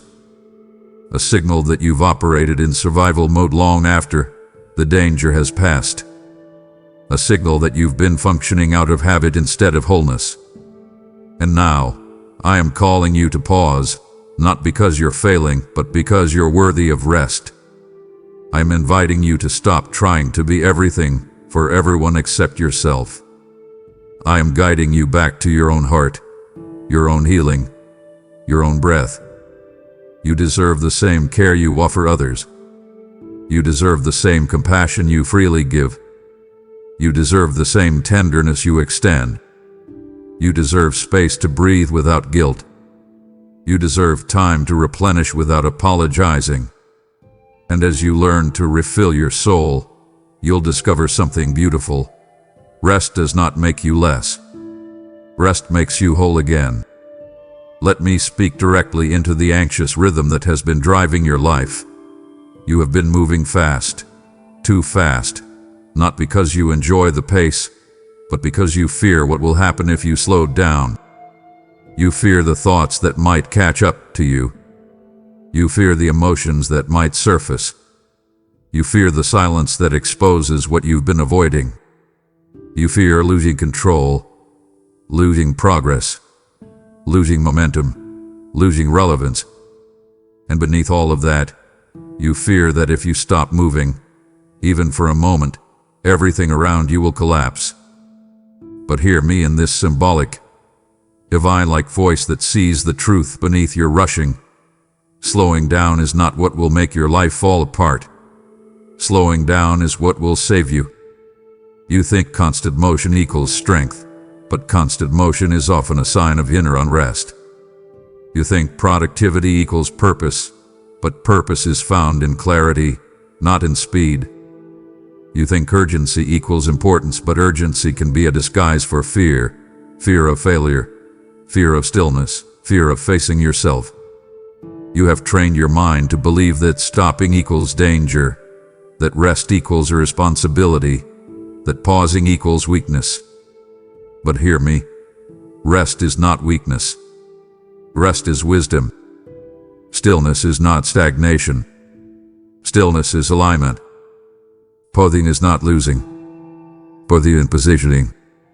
You do not need to run through every day like you're outrunning disaster. You do not need to push past your limits to prove your worth. You do not need to live with the pressure of keeping everything together with your own hands. Life was not meant to feel like a race you can never win. Your soul was not designed to live in a constant state of urgency. You are allowed to slow down. You are allowed to breathe. You are allowed to live at a pace that honors your mental and emotional well-being. Slowing down does not mean abandoning your dreams. It means approaching them with clarity instead of chaos. Slowing down does not mean losing momentum. It means gaining intention. Slowing down does not mean falling behind. It means reconnecting with the path meant for you. When you slow down, you finally hear the truth beneath the noise. You hear your desires. You hear your intuition. You hear the guidance that's been drowned out by your rushing. And here's the truth your heart has been longing for. The life that is meant for you does not require you to exhaust yourself to reach it. What is meant for you will not collapse because you paused. What is aligned with your destiny will not disappear if you rest. Slow down, not to stop living, but to start living well. Hear me now, because this truth is going to liberate places inside you that have been locked for years. You have been afraid to confront your emotions. You have pushed them down, buried them, dismissed them, numbed them, rationalized them, ignored them, because facing them felt too overwhelming, too messy, too painful. You told yourself you were fine when you were hurting. You told yourself you didn't care when you did. You told yourself to move on when your heart was still bleeding. You told yourself to be strong when what you needed was to be honest. But emotional avoidance does not protect you. It only delays healing. And now, in this symbolic, divine-like voice, I am guiding you into emotional honesty, not to expose your wounds, but to free you from them. You learn to suppress your emotions because someone once told you they were too much. You learn to hide your tears because someone taught you that vulnerability is weakness. You learn to silence your sadness because you believe it made you a burden. You learn to mask your anger because you feared conflict. You learn to swallow disappointment because you felt unworthy of expressing it. And with every emotion you denied, a piece of your true self faded into silence. But the truth is this: your emotions are not your enemy. They are messengers. They reveal your needs. They expose your wounds. They guide your healing. They point you toward what needs attention. You cannot heal what you refuse to feel. You cannot transform what you pretend does not hurt. You cannot evolve while carrying unspoken pain. Emotional honesty is not about drowning in your feelings. It is about acknowledging them so they can move, shift, and release. Nothing heals in the dark. Healing begins in the light of truth. And I am with you in that process. I am not asking you to confront everything at once. I am guiding you gently, patiently, compassionately into the places you've avoided. I am helping you name the hurt that shaped your childhood. I am helping you feel the grief you kept postponing. I am helping you acknowledge the anger you were taught to hide. I am helping you embrace the sadness you never allowed yourself to experience fully. I am helping you understand the emotions beneath your silence, so they can finally heal instead of haunt you. You are stepping into a new era of emotional honesty. Not fragile honesty, but grounded honesty. Not chaotic honesty, but free and honesty. You are learning to feel without being overwhelmed. You are learning to express without fear. You are learning to release without shame. And as you embrace this honesty, you will discover a version of yourself you thought you lost long ago. This is the beginning of emotional liberation, where your heart finally breathes again. Hear me with the force of truth cutting through years of confusion. You have been carrying guilt that does not belong to you. You've replayed moments of the past, believing you should have known better, done better, reacted differently, fixed things you didn't break, prevented things you had no power over, saved people who didn't want to be saved. You blamed yourself for people's anger, their decisions, their insecurities, their disappointments, their changes in behavior. You've internalized their chaos as if it were somehow your responsibility to control what was never yours to control. And now, in this symbolic, divine-like voice that sees the deeper truth, I am telling you, I am releasing you from false guilt. You have carried guilt born from misunderstanding, guilt born from childhood wounds, guilt born from manipulation, guilt born from fear, guilt born from trying to protect others at the expense of yourself. You blame yourself because you care. You blame yourself because you were conditioned to carry emotional responsibility for others. You blame yourself because you grew up learning that love meant absorbing blame, that peace meant sacrificing your own needs, that stability meant taking the fall to avoid conflict. You blame yourself for things you did not cause, for outcomes you could not change, for wounds you did not inflict. You spent years saying, maybe it's my fault. Maybe I should have tried harder. Maybe if I were better, they wouldn't have left. Maybe I'm the reason things fell apart. But these thoughts are lies. Lies shaped by environments that taught you survival through self-blame. Hear me clearly. You are not responsible for other people's choices. You are not responsible for their unhappiness. You are not responsible for their inability to love you well. You are not responsible for their emotional instability. You are not responsible for their decisions. Their reactions were their unhealed wounds. You are responsible for your heart, your growth, your healing, your intentions, not theirs. False guilt has chained you to shame you never deserved. It has made you feel unworthy when in reality you have carried yourself with courage. It has made you doubt your goodness when your heart has always leaned toward compassion.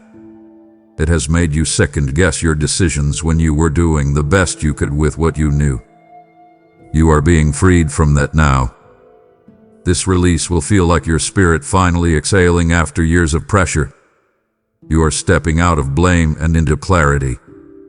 You are stepping out of guilt and into truth. You are stepping out of shame and into freedom. And as this truth settles into your heart, you will begin to see the past differently. Not as a record of mistakes, but as a journey of growth, learning, and resilience. You are forgiven. You are free. And you are finally allowed to stop apologizing for things that were never your fault. Let me speak directly into the tension you've been feeling, the tension between who you're becoming and who you've been holding on to. You have been afraid to outgrow certain people. You felt the internal pull to rise, to heal, to mature, to evolve, but you've held yourself back because you feared what that growth would cost you. You've known for a long time that some relationships, friendships, connections, and attachments no longer align with your becoming. Yet you cling to them to avoid hurting others, to avoid conflict, to avoid loneliness, to avoid feeling like you're abandoning the past. But hear me in this symbolic, divine-like voice. Growth will always require separation, not out of malice but out of alignment.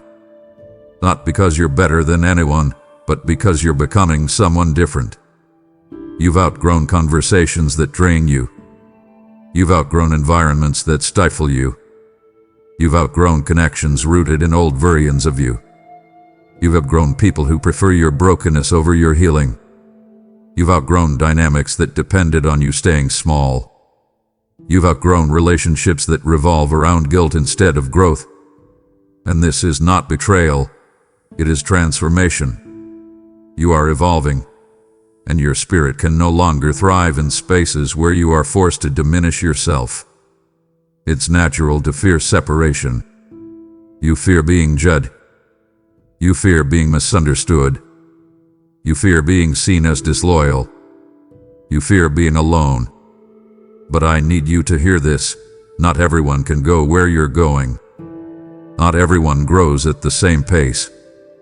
Not everyone has the capacity to honor your healing. Not everyone was meant to accompany you into every chapter of your life.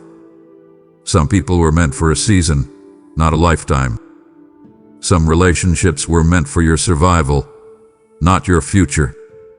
Some connections were stepping stones, not destinations. Your soul knows when it's time to release.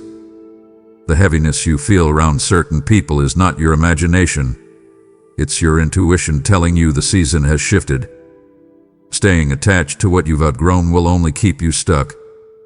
And the truth is this: letting go does not mean abandoning love. It means honoring growth.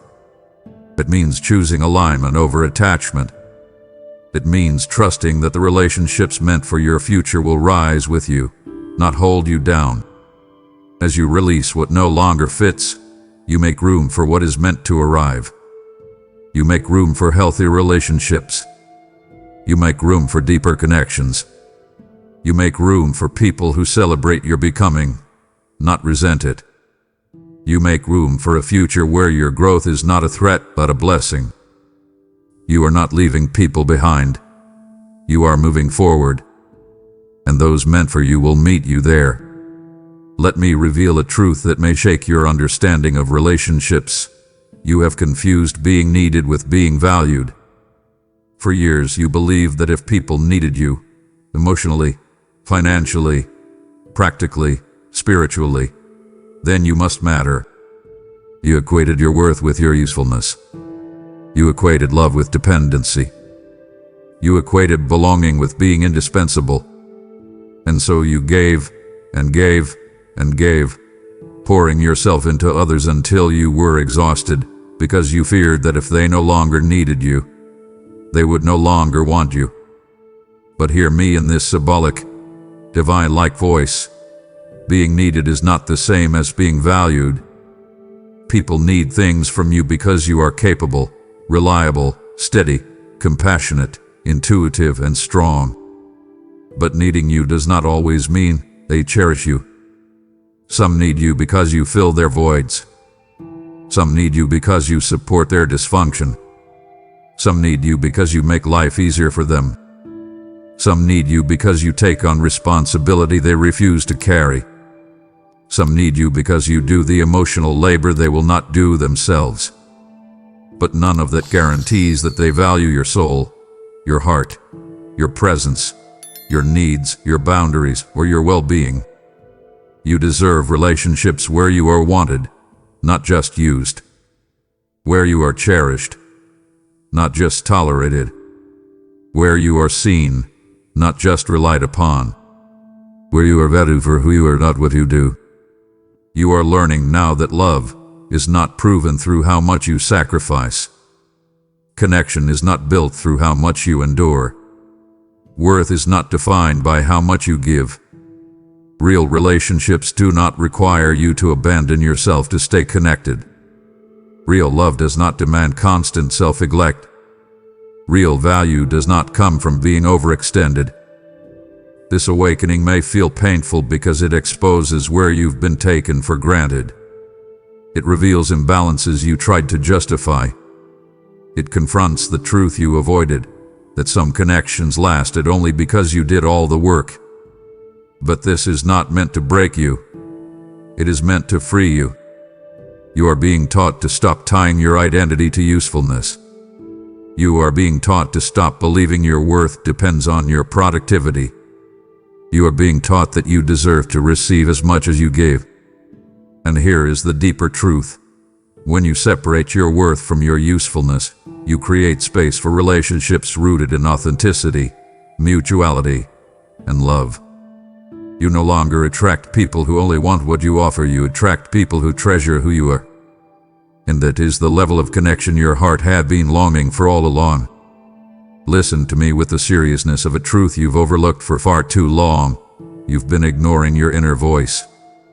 You felt nudges, hesitations, instincts, gut feelings, internal alarms, quiet whispers that told you things weren't right, things weren't safe, things weren't aligned, things weren't healthy, but you silenced those signals because you didn't trust yourself, or you didn't want to disrupt the peace, or you didn't want to upset anyone, or you convinced yourself you were overthinking. But hear me in this symbolic, divine-like voice, that inner voice you kept dismissing. That was me speaking to you. Not through thunder, not through dramatic signs, through gentle redirection, through internal knowing, through intuition that felt too wise to be random. You didn't imagine those warnings. You didn't imagine those uneasy feelings. You didn't imagine the heaviness in your chest when something was wrong. You didn't imagine the sudden clarity when something was right. You didn't imagine the tension that rose each time you stayed in a place you had already outgrown. I have been guiding you from the inside, not to confuse you, but to protect you. Your inner voice is not your enemy. It is your compass. And yet you've silenced it because the world taught you to doubt yourself, to override your intuition, to trust others more than you trust your own discernment. You learned to ignore your inner voice in childhood when your feelings were dismissed.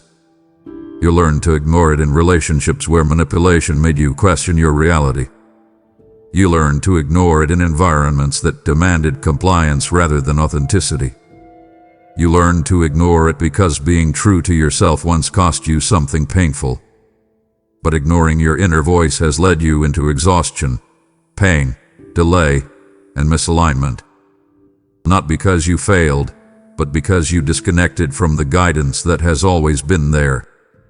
So hear me now. I am restoring your connection to your inner knowing.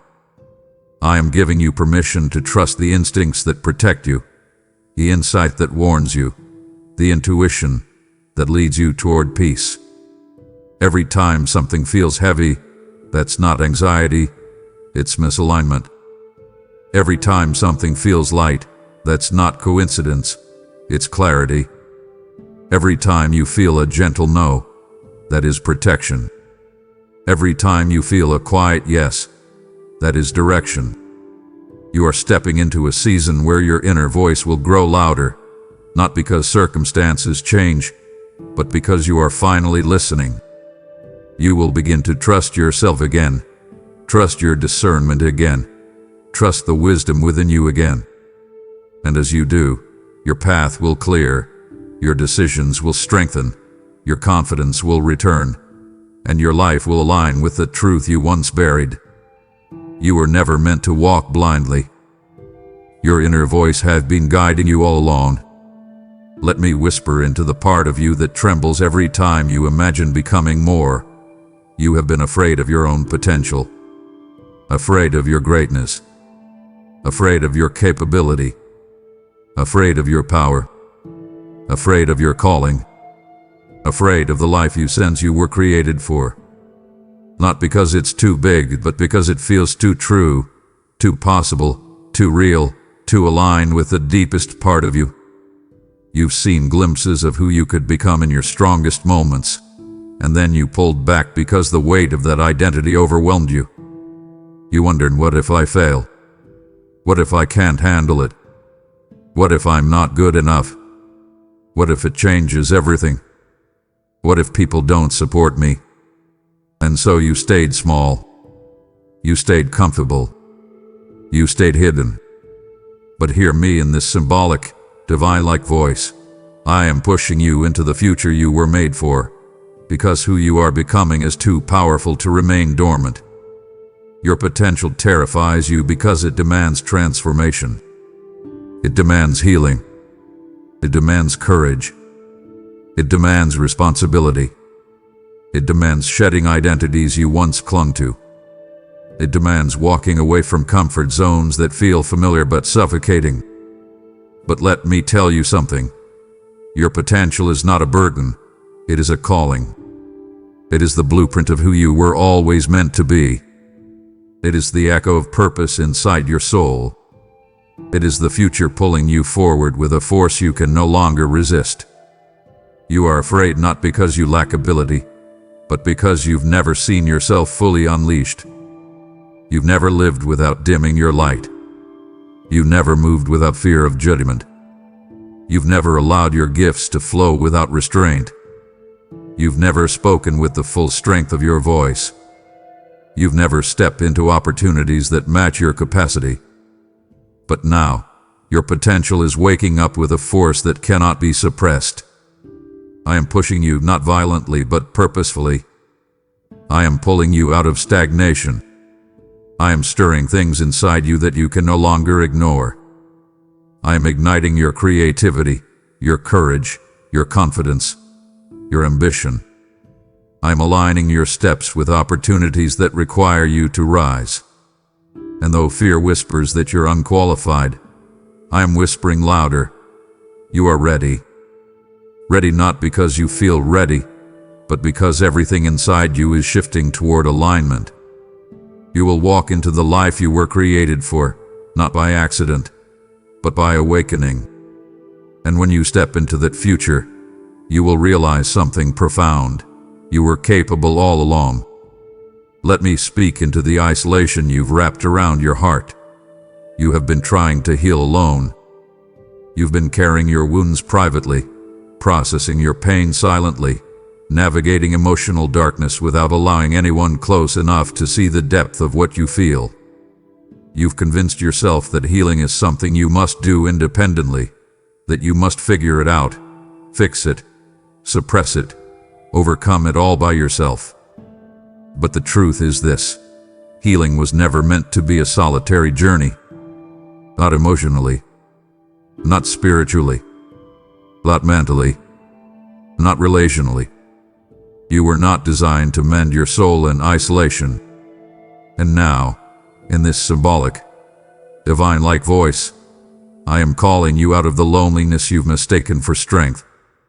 You isolated yourself because you didn't want to burden anyone. You isolated yourself because you feared being misunderstood.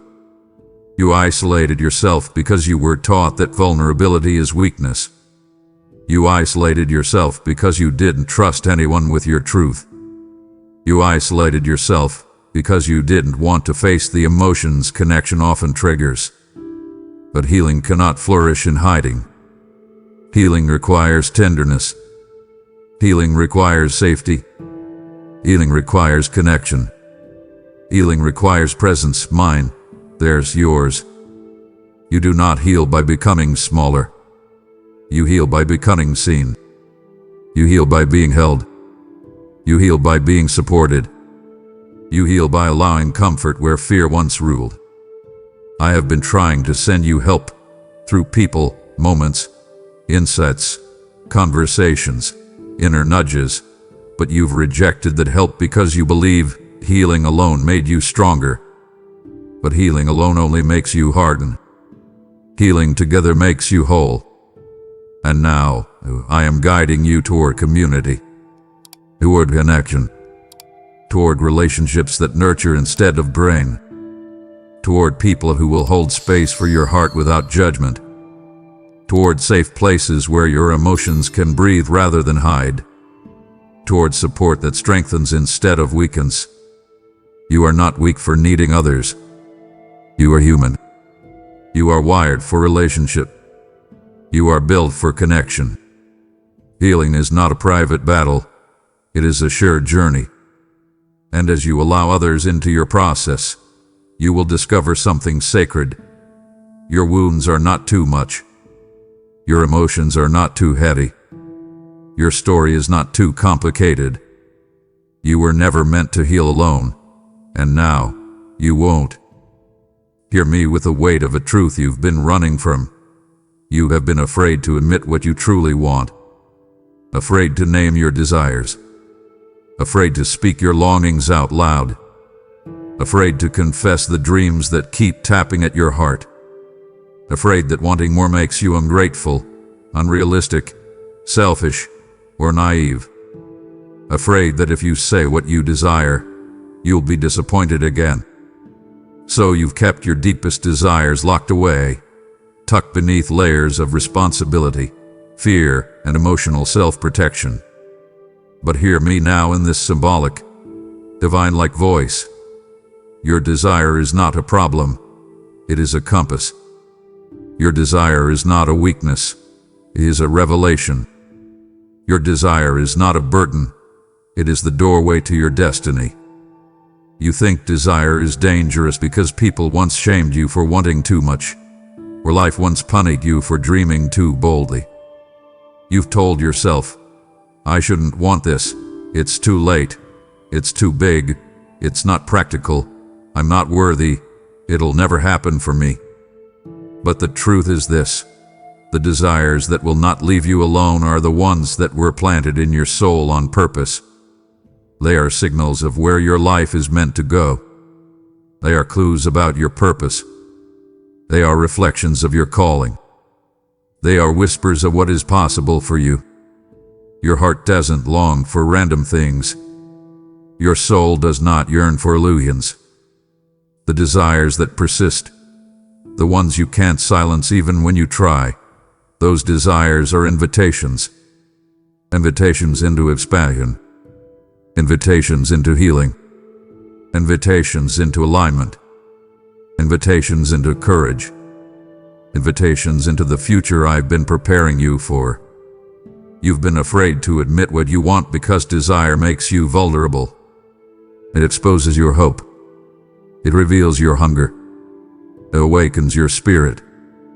But vulnerability is not danger. Vulnerability is truth. And truth is where transformation begins. When you finally admit what you want, you step into the realm where possibility can find you. You step into alignment with a life that has been calling your name. So hear me. Name your desires. Name them without fear. Name them without shame. Name them without shrinking. What you long for is not random. It is sacred. It is direction. It is destiny whispering through your heart. You are allowed to want things. You are allowed to hope for more. You are allowed to dream again.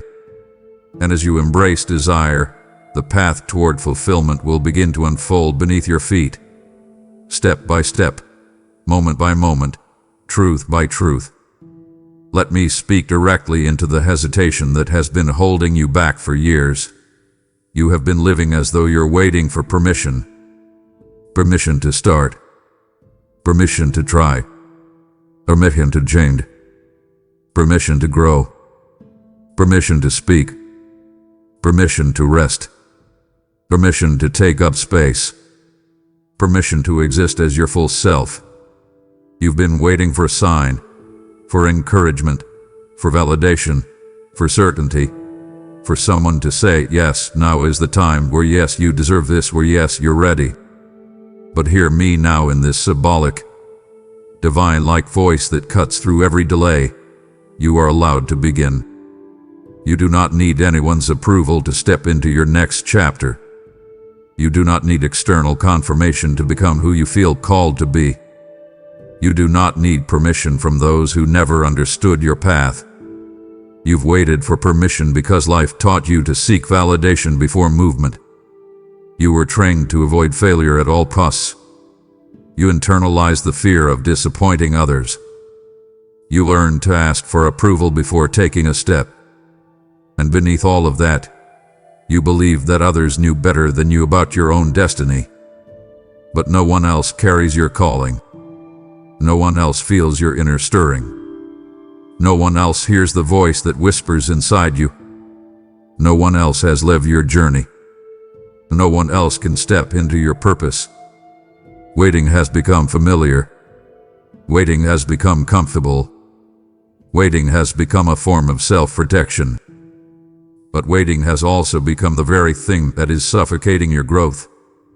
The path before you will not activate until you begin walking. Clarity will not appear until you take your first step. Strength will not rise until you move. Doors will not open until you reach them. You are not waiting on life. Life is waiting on you. You think you need more preparation, but you have already been prepared by every season you survived. You think you need to have it all figured out, but beginnings never come with full blueprints. You think you need to be unafraid, but courage is born in motion, not in waiting. You think you need a guarantee, but the only guarantee you've ever truly needed is this: you are supported, guided, and capable. So hear me again. You are allowed to begin.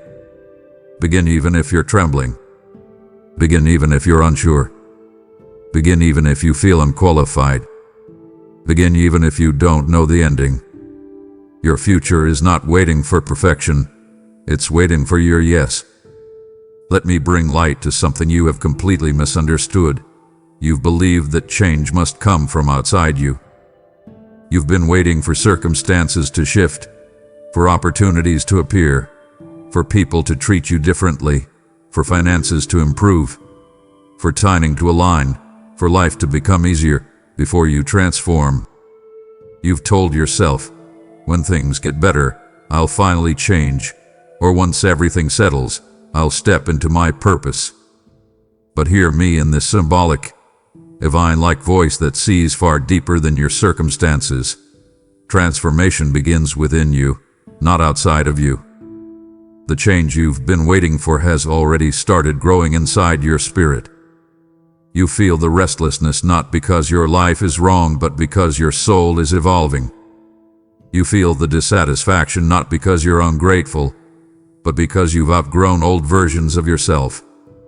You feel the longing for more not because you're lacking, but because your potential is expanding. You feel the discomfort not because you're failing, but because you're shedding layers that no longer belong to you. You keep looking outward, hoping something external will spark the breakthrough.